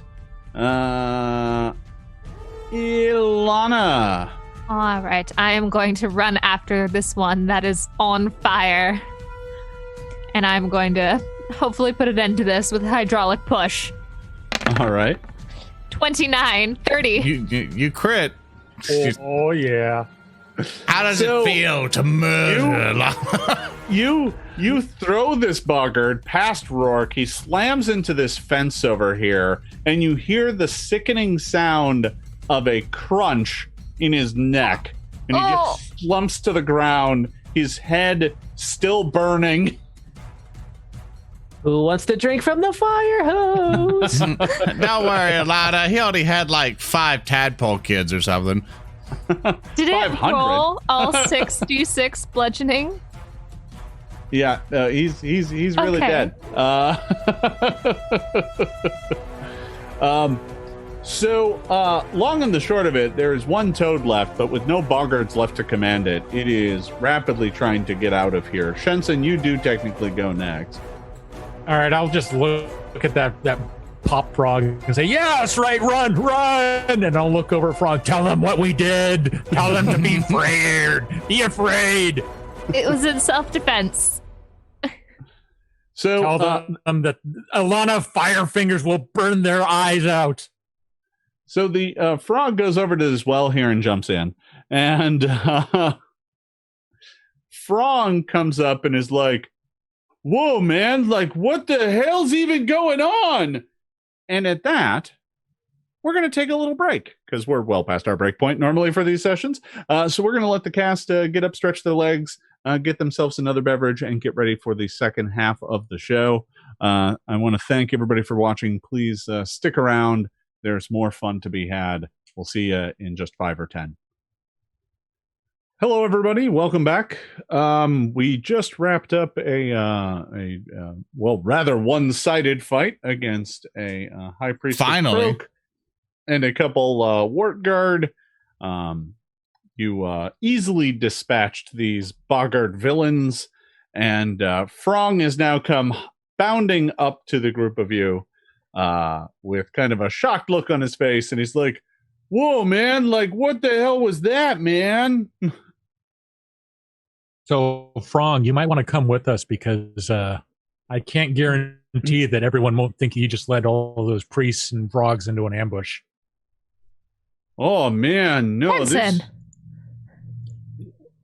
What do you mean? Like, they just wanted to talk to you, man, or at least that's what they said, but then they, like, attacked you, man. Like, what They're happened? Bad people. Come with us, Frog. Join the band of Bravos. You know you want to. We got a spot for you on the stage in front of everyone. I'm looking Spread at the glory Frog that and is I'm like Frog. shaking my head left and right and doing that like neck cutting thing. Like, nah. Maybe instead, you can, if you run into anybody, you can tell them that they attacked us first and we were defending ourselves. Whoa, man, like, man, I got like a wife and kids here, man. I can't just go running off, but I mean, I don't know what to tell them. They're going to have a lot of questions. Yeah, Frog. Friend. The buddy, truth. Pal. Tell them We the went- truth. Tell them yeah. that they attacked us first and we were defending ourselves. Look, here's what happened. All right, I'll give it a lowdown. We went to the place. You brought us there. We were going there to get cured. When we were there was like some undead stuff or whatever. It was pretty weird. And then there was like some explosions and stuff. And there was this weird guy jumping off mushrooms. It was a weird activity. And that seems to have spooked him. So we were leaving. But I guess because we're walking around, because we're all, you know, we're not boggards or whatever, they mainly assumed it was us messing with their stuff. And they saw us just casually leave. I mean, they never saw us do anything bad. So it's like, we just came there to go talk to the priest and get cured, and now they think we did it. So we're just Strong trying looks to... at you and he's like, man, if you want to get cured, you should go talk to the High Priest of Croak. Well, that's a 180. I will not kill you here. Now, He's We're like, just- no, oh, that's right. No, man. Yeah. we're going to wait. We're just going to leave, let them cool off for a little bit. You know, we're going to go camping, you know, eat some flies together, whatever. And then once everything cools off, we'll come back and help them with the situation because we want to help. Oh, man. This is really messed up, man. And he reaches down to his pouch and he pulls out like a handful of mushrooms. And he's just like, I'm going to go sit down, man. You do that. You do that, man. It's a good idea, Frank. It's a good idea. He just Keep kind of your head goes down. into this, hops over the fence, goes into this yard here and just sits down and just is like, man, that's I'm gonna messed go- up. I'm going to go over to Frank and I'm going to kind of just quietly say to him, don't worry, man. You'll be cool. Nothing to worry about. Just keep your head down. And I'm going to give him my holy symbol of Saren Rain. Just hold on to this thing and you'll be safe. He's like, thanks, man. That's pretty, man. Well, Shensen's No distracting worries. Frong. I'm going to glance down at the high priest and see what I can discern about him now that we're looking much closer. For one, he's dead. I know, but I don't want to be poking at him. He's super dead. Look, I poke at him. Well, yeah, I mean, he got messed up pretty bad by all the attacks, and he got stabbed a number of times. I'm gonna- So his robes or whatnot are pretty much ruined. And I'm going to subtly pick up the staff and just kind of casually hold it next to my staff. So the staff is made of mushwood, which, you know, now that you've heard that story, you've touched so many things made of mushwood. You've used mushwood utensils. That doesn't bother me as much as I think it does, as much as potentially poor frog labor bothers me. And the top of the staff has this kind of bronze or brass, let's say bronze, headpiece that is kind of like a frog head, but it has 3 eyes. Is it carved into the staff, or can I just kind of pop it off and take us with to investigate later? It's attached to the staff. I mean, you know. All right. It's not just like placed on there. It's like, you know, crimped and riveted in place. Guess I'm taking the whole thing with me. All right. I searched the bodies for money.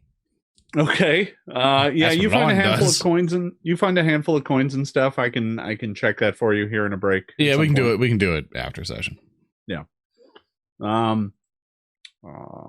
So I think it's time to go. Yep, time to leave, boys. Yeah.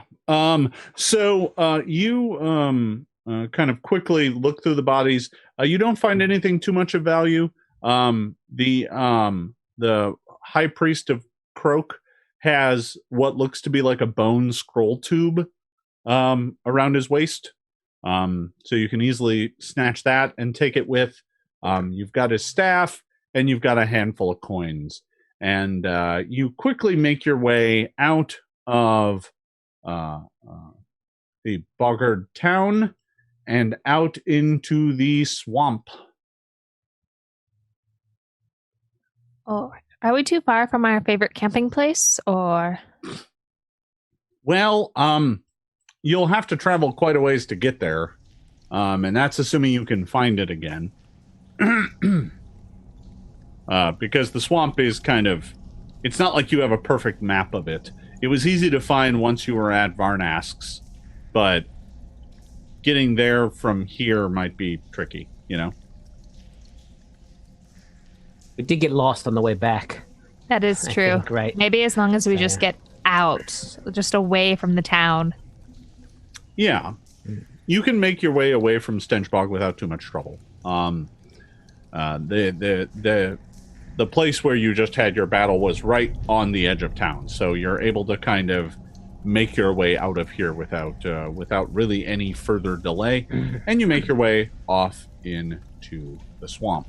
So after everything that happened, it's actually like you've been up now for like over half the day.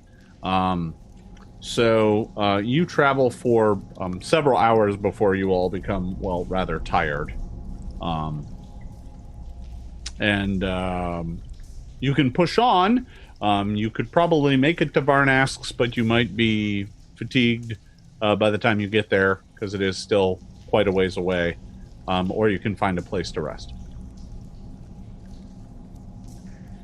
How much of the medicine and the frog juice?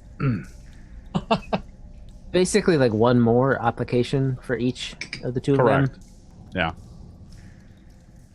So do we take a short break to apply a final application and maybe push on to Varnask's? Well, yeah, I mean, if you're fatigued, that might make it harder for folks to recover. Oof. All right. Lorne, Shensen, you're the ones who are sick. Do you guys need to sit down, take a break? I am old, so I guess so. I am kind of a prima donna, so probably. All right. Being fatigued will make you take a penalty of 1 to that saving throw. Okay. Yeah. I So do my let's old find man a sit. just take a squat. find a short mushroom that we can sit under and take a quick break and apply some more frog juice. Great. Which, if you recall correctly, is Frong's saliva plus... Yeah. We can move on. The 9 herbs and spices, KFC. Yep. Plus whatever random herbs and spices. Interrupting you hold your because I breath. want to hear. Seasoning. I just stick a couple of fingers in the jar and just like, all right, just hold your breath. Look at the sky. Don't look at it.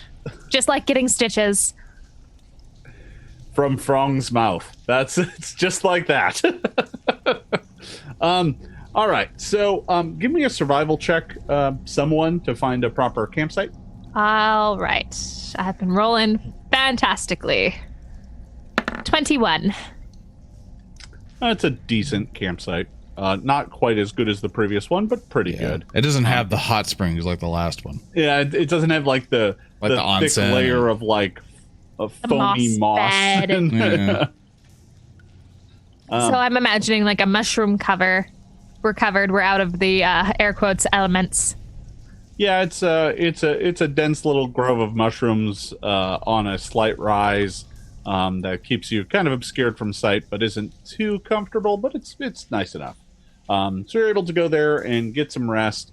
And it's so this is where we're at right now. So it is this next day. Now, if you want to get bonuses to your saving throws, you are going to need to spend a good deal of time being tended to by Ilana. Okay. Am I doing some medicines or some assurances? I think it's just medicine. I probably would. To help save time, we could just get to our good old kobold buddy, who would possibly know a way to kind of cure us by the time we get there, with the exchange of all this awesome information we got for him. Maybe. Did we actually get him information, or did we just actually... Are we going there and say, oh, yeah, dude, you're right? We basically caused a massive disruption in the city and found out they're basically part of like a Cthulhu cult or something, so it's information he probably might want to know. It's a Mobogo cult, thank you very much. Whatever. Whatever. So yeah, I mean, it's kind of up to you whether or not you want to push on, and you're gonna end up having to make the save before you get there. I'm gonna eat one of the last mushroom pills. Oh, the anti-plague. Anti-plague, yeah. Yeah. Lauren should have one too. I think we should, because if we get there and you guys get sicker on the way there, it's going to be harder to cure you. Yeah. So if we just purge this sleepy bean, and then we can go talk to the kobold. We still have at least a week before he goes back to doing whatever he's doing. So I think we have time. I will ready for Ilana's medicine checks. All right. Does the Ilana, last you one can- count? Do I get to redo it? No, the party was still deciding, so go All ahead right. and make the check. Let's Who is try this it for? again. For Who's- Lorne. For Lauren. 22. All right. Lauren, you're going to get a +2 bonus. Nice. So, Awesome. Fortitude save, right? And yeah. That'll be a +2 plus the. You also get an item bonus if you eat the mushroom of what is it? Yep, I will 2? eat thine mushroom. So you're gonna have a total bonus of 4 on this saving throw. Neat. Here I go with awesome. a 1. All right. So 19 plus 4. 19 plus 4.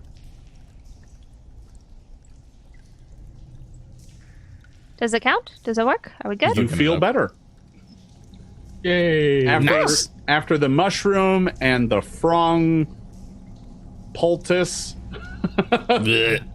and Ilana's ministrations. You just manage to shake this vile illness. All right. Shensen. Oh, no. Hero point. 1 second. That didn't no. count. I didn't do it. it. 31. Natural 20. That is a critical success, which means, Shensen, you're going to get a +4, +2 for the item. So you're going to have a total of +6 on top of your normal fortitude save. Yay! As you are in, Here we go. apparently, the Mushroom Grove of Healing. 21. That'll be 27 total. So No, the 6 that's is a not... 21 total. It's 21. That is all. Oh, do you It's put it 21 all in? total. Oh. Yeah, Dude, it's all. It's all. You good with that? You You're happy with that? I am 21? not. I am you got not one last happy point with left. that. I'm just curious. I used my last point. Oh, Yeah. and you crit Oh, failed. no. Failure. Great. Is there anything I can do? No. The curse. The curse stays. So, Shensen gets dramatically worse. You thought maybe Shensen was turning a corner. She was, but that corner was bad. It's So much I'm even more more pitiful vexed. because I'm. It's more pitiful because I'm delirious and like trying to grab my holy symbol, and I'd forgotten I gave it to Frong, and then I stagger off into the mud puddle and fall face down into it. Yeah, Shensen was maybe getting better, but then is now racked with chills. Can't stand the smell of mushrooms. You can no longer eat mushrooms. Period. And is violently ill. All of the mushrooms that Shensen ate before have come up, as it were. You are sickened 3, and Frong's magic poultice no longer works for you. It's not strong enough. I try snorting it. Does that help? Yeah, you are violently ill, and it is not going well.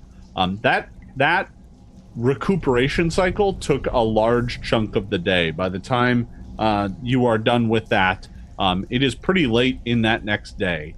So Lauren, you are healed. You're fine. It's gone. Nice. Now. But Shensen is significantly worse. Can I do anything? Is there any more medicine checks or anything I can do? Or do we just have to pick Give- Shensen up and give- carry her give- with our Just ass? give me some poison. That'll stop it. Oh, first, here's a piece of paper. I need you to list me for all of your belongings. The poison should be injection because I can't eat poison. I'm that sick. Yeah, I'll sign whatever you hand me, Lauren, and it's a big shaky. Okay, it's like Shensen will give me any and all of her belongings to Lauren. Here you go. Upon her passing. Thank you for watching out for me, Lauren. You're welcome. Making sure your stuff doesn't get lost in a dungeon for some other random adventure to find. All right, so I'm assuming you're going to attempt to push on now. Yep. Everyone's healed up, by the way. You're all back to full. The only person who isn't feeling well is Shensen. If there's nothing Yay. else I can do for Shensen, we probably have to carry her and keep going. I assume this means I'm sickened 3, Jason. You are, yeah. Your bean is now a 3.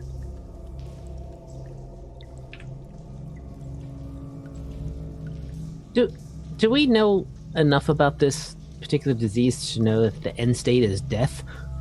You don't know if the end state is death, but it certainly, apparently, according to everything you've heard, has killed boggards. Yeah. Ugh. And the zombies or whatever they were that were basically emaciated. So, you don't know where that point is, though. I mean, diseases are different, and it's also possible that they just starved to death. All right.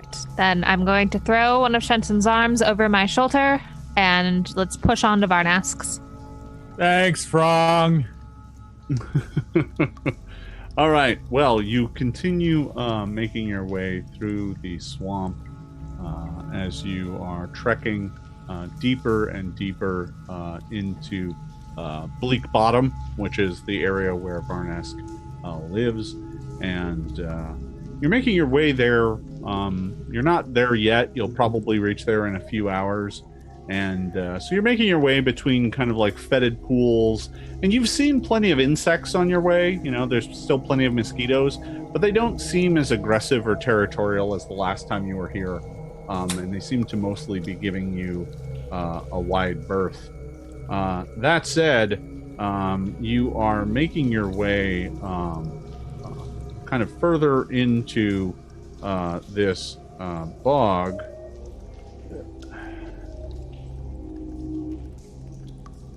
And nope. Hold on here, just have a second. There we are. And quite suddenly, there is some rumbling from the ground. Nice. No, thank you. Not right now, please. Yeah, there is some shaking. Not so much that you're worried that like this giant vast cave that you're in is going to collapse or anything. It's nothing that serious.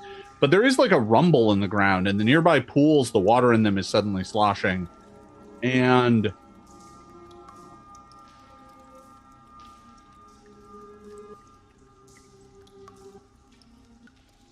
you're kind of making your way here, and up in front ahead of you, the ground kind of just gives way.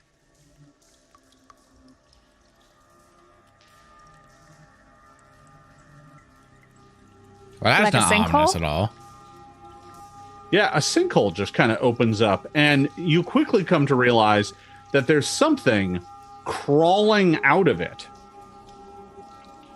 Oh, no. What is it? Perception? Nature? There is a humanoid creature crawling up out of the ground, having dug its way out. It comes out, it has this jaw filled with crystalline teeth, shoulders covered in shards of jagged crystal and rock. It kind of roars as it crawls up out of the ground. And on that, we are going to need some initiative. What? No, thank you. What do you speak? What language do you speak? We'll let you go. We'll walk away. Ilana can be talked to. There are things in this world that just want us dead. Everything in this place is trying to kill us in one way, shape, or form. Well, speaking of shapes and forms, Shensen's in no shape to defend herself, which is why I was saying... I'll be fine, Mom. Just let me do my thing. I don't believe that for a second. Just put Shensen out in front. So, unfortunately, this thing goes first. And with its first action, it finishes climbing up out of this hole, arriving up on the scene. With its second action, it is going to throw a rock at Roark that it has in its giant, jagged claw. It's just going to wing it directly at Roark.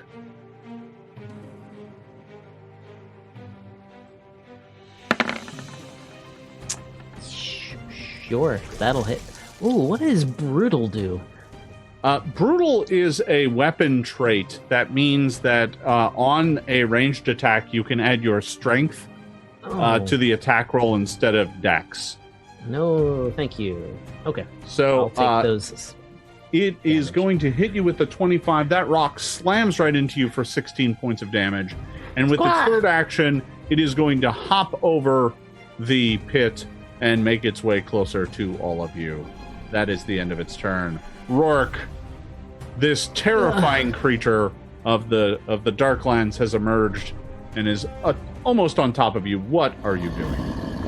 This area that's just to the left of that, is it just water? It's not like it's just water. Rock formation. All right, I'm gonna now let's try to dance. Let's do a little dancey dance. All right. Against its will DC, I will make a performance check. Bad. That is a critical failure with you bouncing 1. I don't want to fall all prone, so I'm going to spend one of my hero points and try again. Put a 29. A 29. That is a critical success. Oh, that means I can move up to 10 feet, but if I move 10 feet, I'll fall in this hole. So I just want to dance him backwards 5 feet. All right. So he kind of splashes in the water as he kind of dances back away from you and is now in the water. Hooray. It's some difficult terrain for him, but that's about it. That's fair. But that gives me the panache I need to slash him up a bunch, hopefully. All right, you swipe out with a confident finisher. That is going to hit. All right. Does he take the precision damage? Because if he does, that's 11 total. He does take precision damage, so he takes 11 points of total damage. You slice into his hide, but it's like cutting through earth and rock. It clearly bleeds. He's not like made of earth and rock, but his hide is really dense. And no sooner does your blade cut through him than you can see the wound start stitching itself shut. This again. Then I'll raise up my buckler. All right. Ilana. All right. I am going to prop Shensen up, and I am going to not now, please, and hydraulic push him back. Armor class of 22 is going to hit exactly. So he is going to take another 7 points of damage, and that's going to push him back, another 5? Another 5 feet. All right. As he gets kind of pushed and danced and repositioned further away from the rest of the party. You do still have one action. I am going to... Shensen, are you all right? Are you good? I'm all good. I'm gonna hopefully that she's... I'm gonna guide Shensen over and just kind of prop her up right here on this mushroom. And I don't know if that counts as a full action or if I can move as well. No, that'll be your action, is kind of helping Shensen move a bit. That's fine. Don't move, dear. Lorne. All right, here we go, boys. I'm hoping, I don't think rocks have any weaknesses or anything. Let's see from the vast repertoire of amazing spells that I have, which are all the same. Rain spell, sucking grass. Whoop. That's not gonna do it. I'm gonna hero point that and go fire again. That's a 25 to hit. A with 25 terrible damage is definitely going to hit, but it is unfortunately pretty awful damage. We do tend to stick with the second damage because that's what we've done every time. Fine. So he is going to only take 4 points of damage. He doesn't have like any metal little rocks on his shoulder or anything, right? Wink. Wink. No. Wink. No, I'm afraid not. Wink. No. He doesn't have like metal soles on his foots? Nope. Fine. So he is going to get shocked for just 4 points of damage.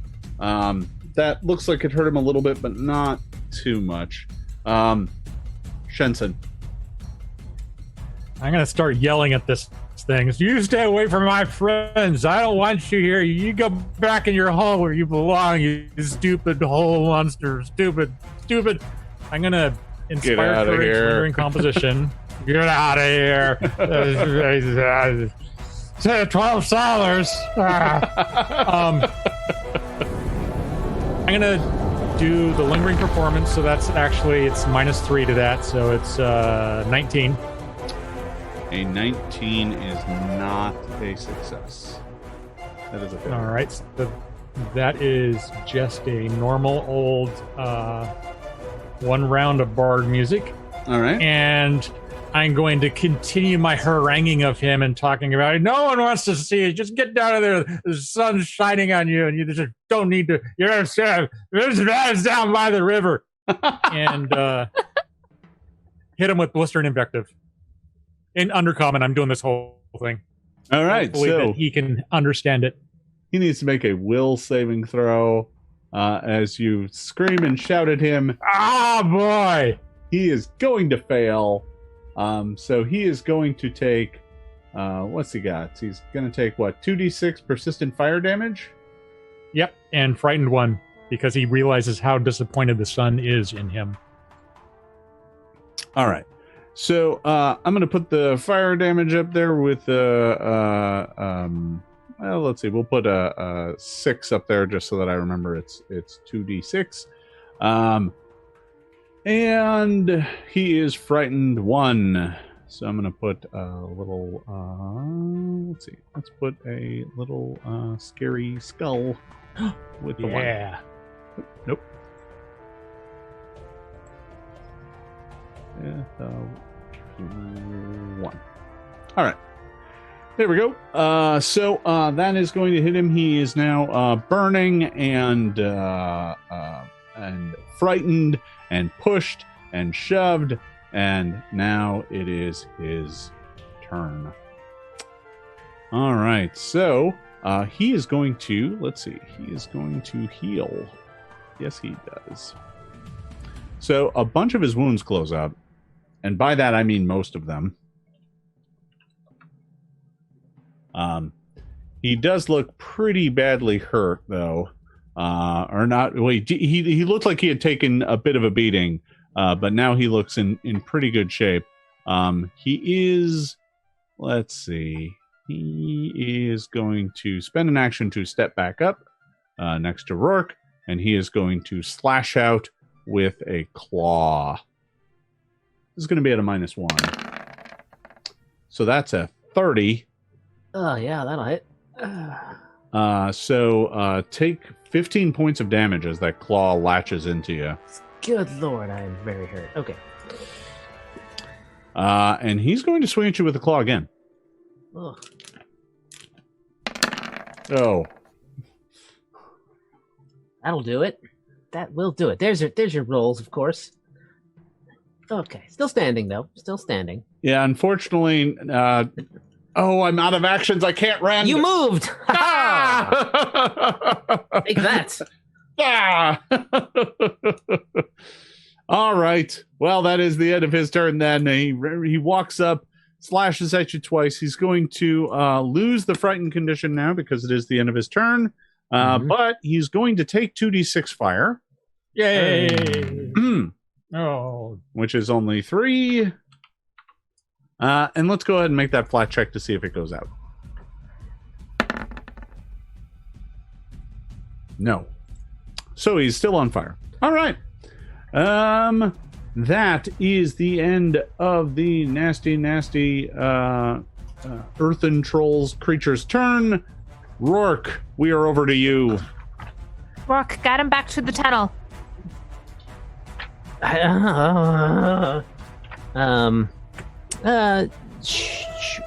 Like, would that work? If I danced him north and he's half in, he's not gonna fall down this thing, right? Not necessarily, and he did kind of dig his way out of it, so you're wagering he can kind of dig around and crawl through the earth pretty easily, but sure. Yeah, there is a hole there. That was a hole there. Yeah, because my goal is just kind of hydraulic pushing him back into his tunnel and making our break. Well, I'll give it a try because it gives me panache anyway if I succeed. All right. So you're going to attempt to dance him. I'm gonna dance him. I'm gonna be like, come and get me, buddy. Do one of those arm movements like in Dirty Dancing. had the time of my life. But also, I am very, very hurt. You may be very, very hurt, but your lyrical notes were a critical success. Okay. Does this space count as No. right north of me? Nah, okay, so I'll move 10 feet and I'll move him directly into that hole, if that's possible. That's right. You go back in there, you dummy. All right, so I'm going to go ahead and make an acrobatics check. I don't have that, so I guess I'm just going to... It's forced movement, so again, I don't know how much that works. Well, the thing is, you've put him into a hole, so... yeah. Okay, so he trips and tumbles down the hole. So he's going to go ahead, and I'm going to go ahead and give him, we'll give him 10 points of falling damage as he drops 20 feet down his own pit that he dug. All right. But that does put him out of reach of you. Can I see him enough? Yeah, I mean, you can see him down at the bottom. Then I will, I'll electric arc him from here. All right. You go ahead and electric arc him. Let me go ahead and roll a reflex save.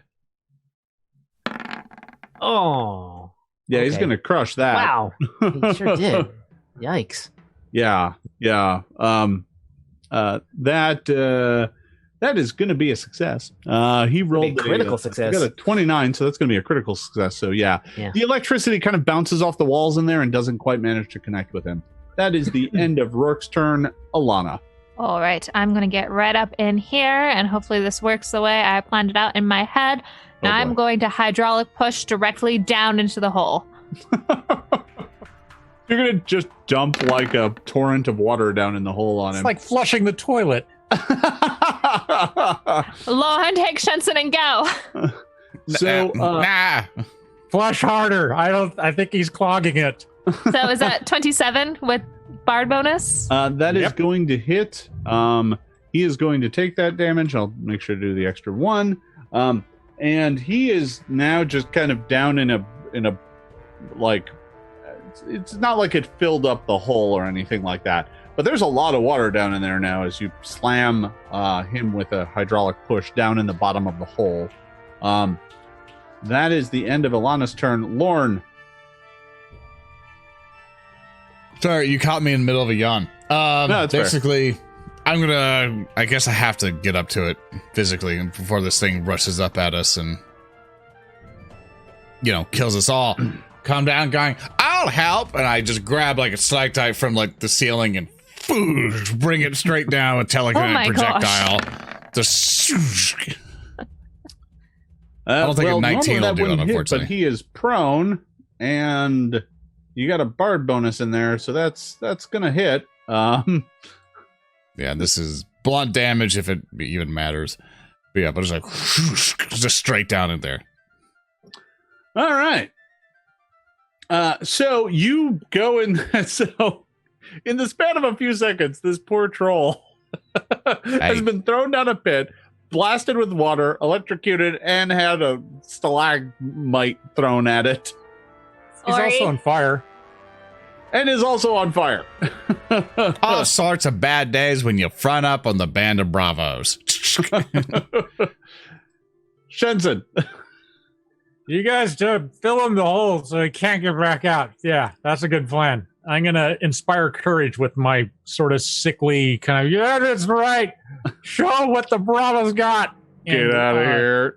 Get out of here. You said, Roark, you're looking pretty sloppy here. Have one of this. So it's 20 healing to you, Roark. Oh, thank you very much. Yeah. You look good that way. I don't know what that means. Absolutely. So, blistering invective. Do you have to? No, you don't have to sustain that. All right. Nope. All right. So it's the troll's turn.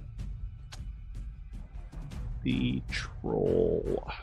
It's having a bad day.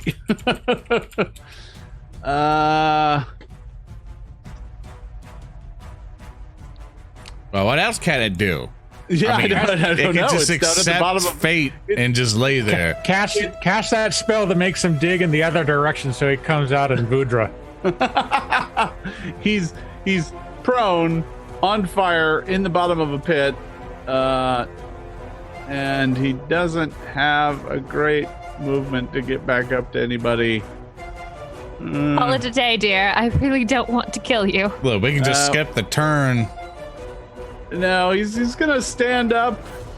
He's gonna try and climb up, but he See if he can't get all crits the three way. times. No, stay down. Stay down. He Stay down. climbs We back- want it dead. He climbs back up the pit, and is kind of now kind of at level, like, because he has a climb speed. So he climbs back up to the kind of the lip of the pit, and from there he's gonna take a swipe at somebody. I don't know who. I'm gonna roll a die for this. Eeny, meeny, miny, Lauren. 1, 2 is Roark, so he's gonna swipe at Roark again because Roark danced him into a pit. He's gonna swipe out at you with his. He's using his hands to climb, so he's gonna try and bite you with his jaws. Oh, Ouch. ouch. Ouchie, ouch. Oh no! What? I didn't Yeah, raise that- my shield. So That that's is a crit. critical. Yep.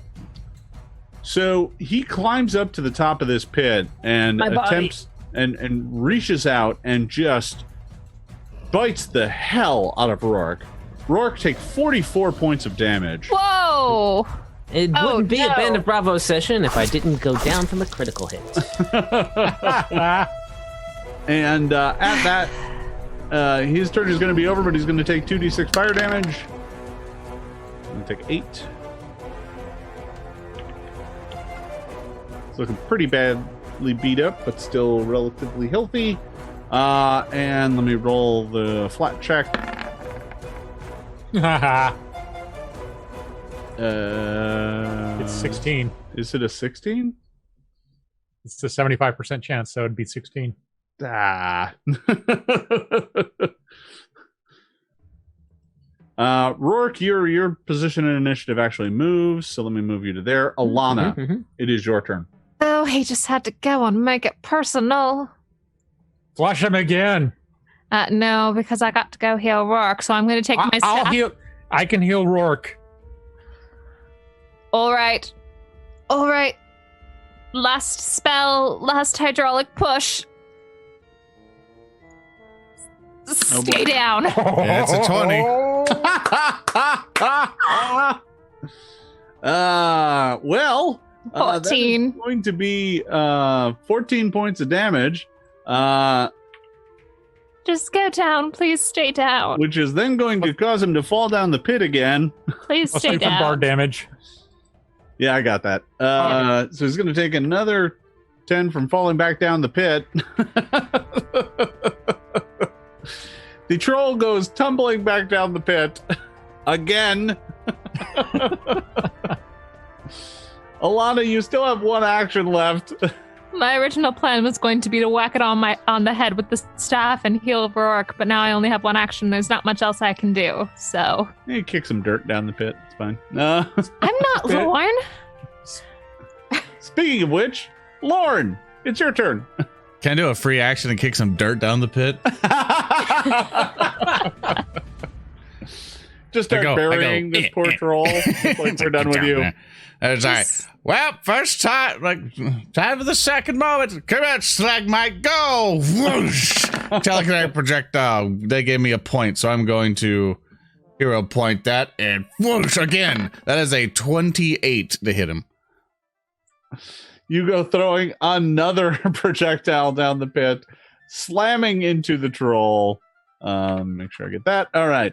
The troll now looks incredibly badly hurt. And I'm going to use my movement. We go, good luck, Ilana. 5, 10, 15. And like, good luck. I don't know why, but this feels like a scene from like Goodfellas. Like, telling this troll to go get his shine box. Yeah, the poor troll dug his own grave.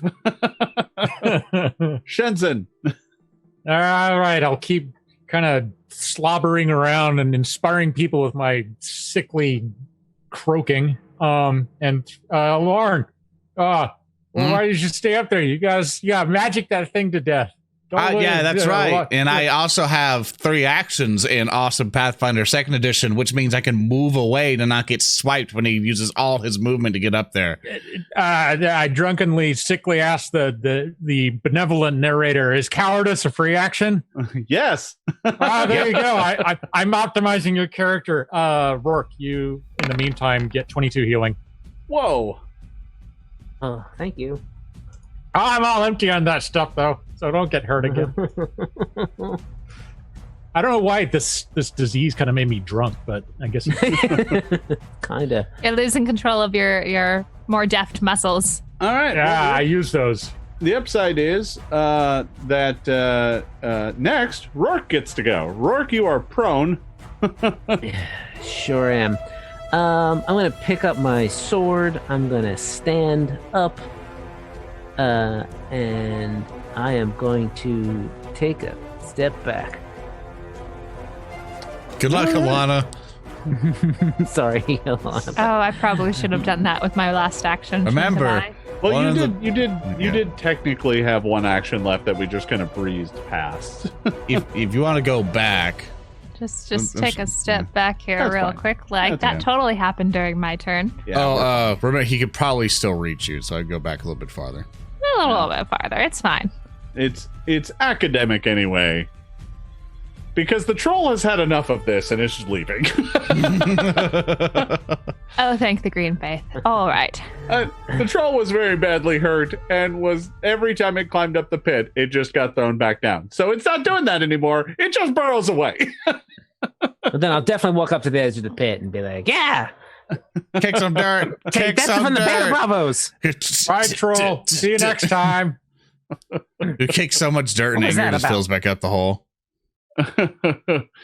The troll, like you hear just kind of a frustrated like, and then you hear you feel the ground kind of rumble a bit, and the rumble fades away as Rumble. the poor troll gets out of here. Yeah, that's how we do things up on the surface. All right. That ended much better than it could have. All right. Shensen, how are you doing? I'm okay.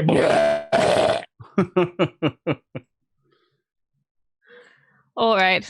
How far away are we from Varnask's? Let's go. Let's just get out of here. Yeah, I mean you're making your way.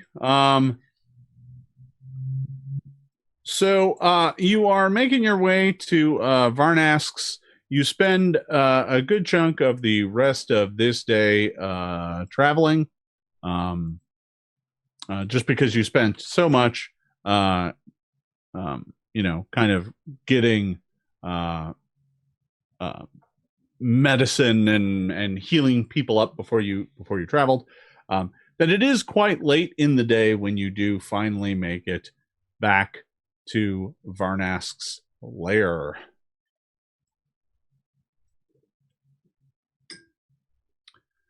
So you arrive at his mushroom stool, his mushroom toadstool on the edge of the cliff, and you find him.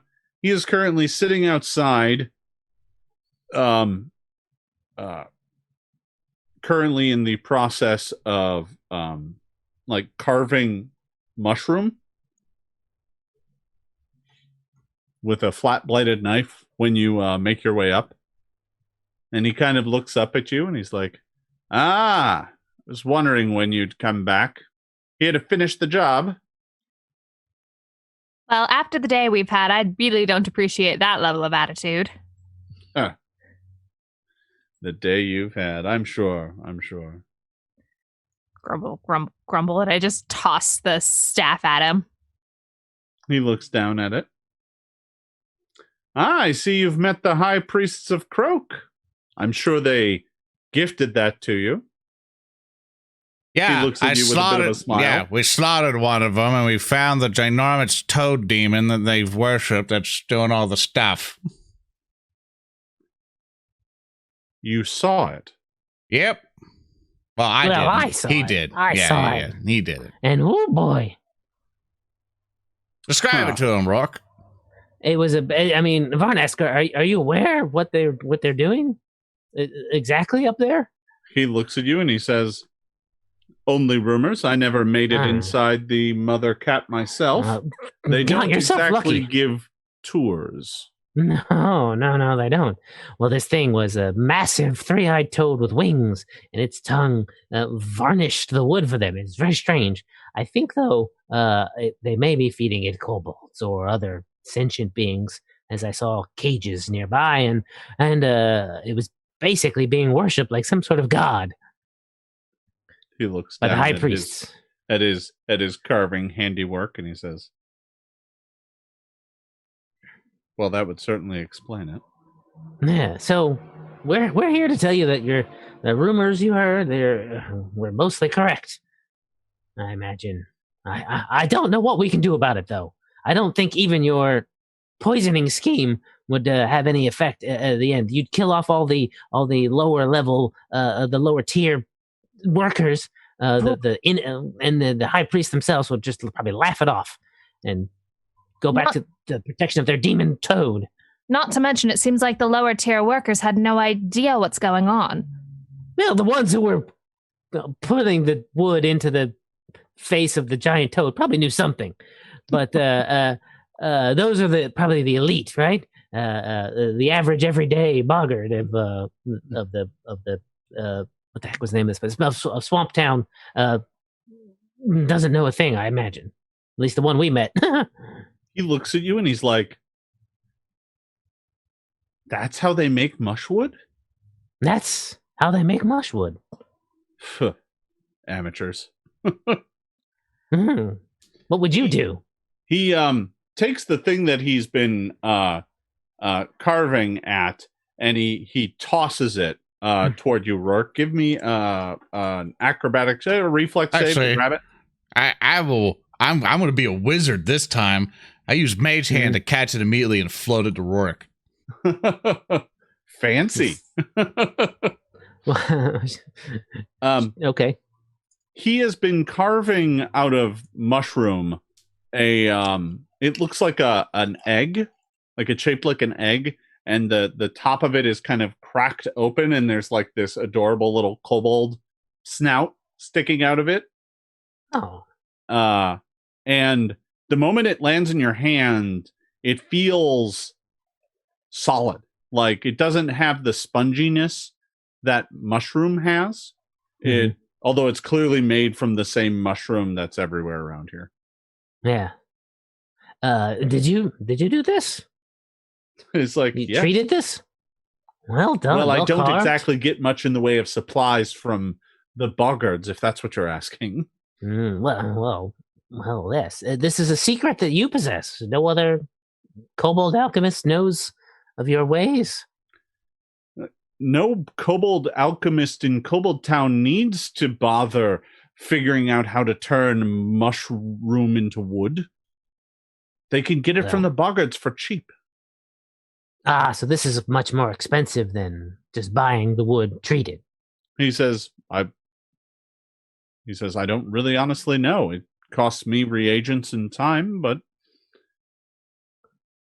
this is how I've managed to survive. And you get know how to make boats. He looks at you. No. But I'm no boat right. But if you could treat the wood, if someone presented you with a boat made out of mushroom planks, you could make it seaworthy with your alchemical reagents, yes? He shrugs. Perhaps, but I doubt I'll have the time for such an endeavor. Why? Well, what else are you doing besides revenge on low-level boggards who had nothing to do with the major problem? He looks at your nose. Now you're on to it. I could propose a thing if anybody else has anything. We might all be on the same page, Lauren. I don't know about that, but hey, I'll do my proposal. We could just agree or disagree. How would you like to extend your revenge? To all of them. So they currently have a monopoly on the boat trade, correct? with your skill of treating that wood, and if it is able to help planks of the mushroom turn into boats, imagine if your skill was given to somebody else, like the orcs, for example, and the orcs were becoming large competitors of the boat trade, able to make their own boats. That means the boggards would have to run in competition in the way that you have it. This seems way better. That means that the orcs would be able to run them out of business. Then the boggards would have nothing. It's the only thing that they have. You'll complete your revenge. Is living well. They would all become whatever, but they would have to work for it this time. It would make the competition fair, and the boggards don't want it fair.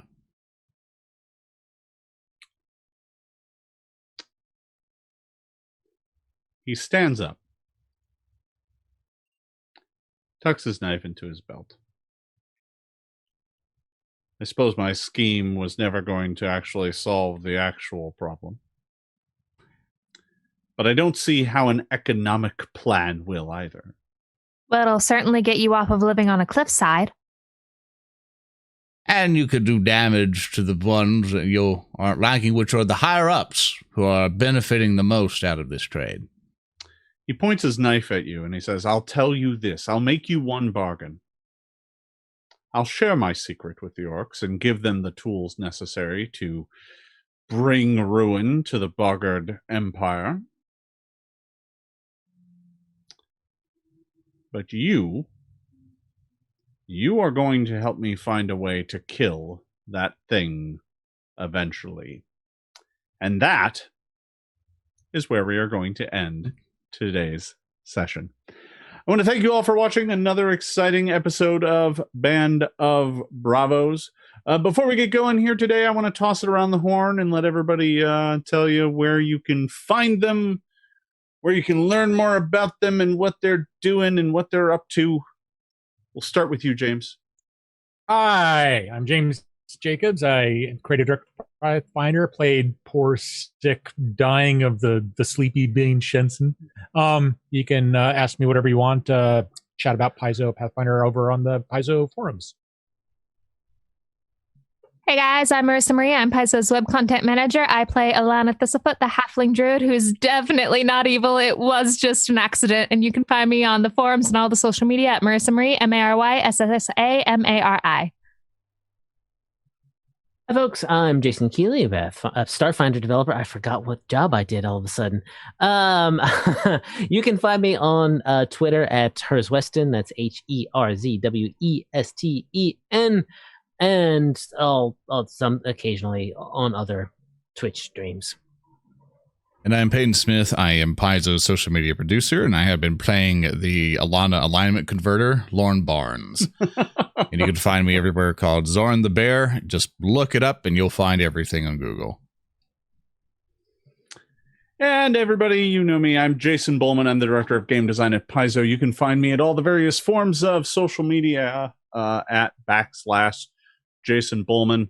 I do streaming of my own, and am about to kick off a series of Pathfinder 2e monster fighting in a fun-filled arena here on Twitch called Maul.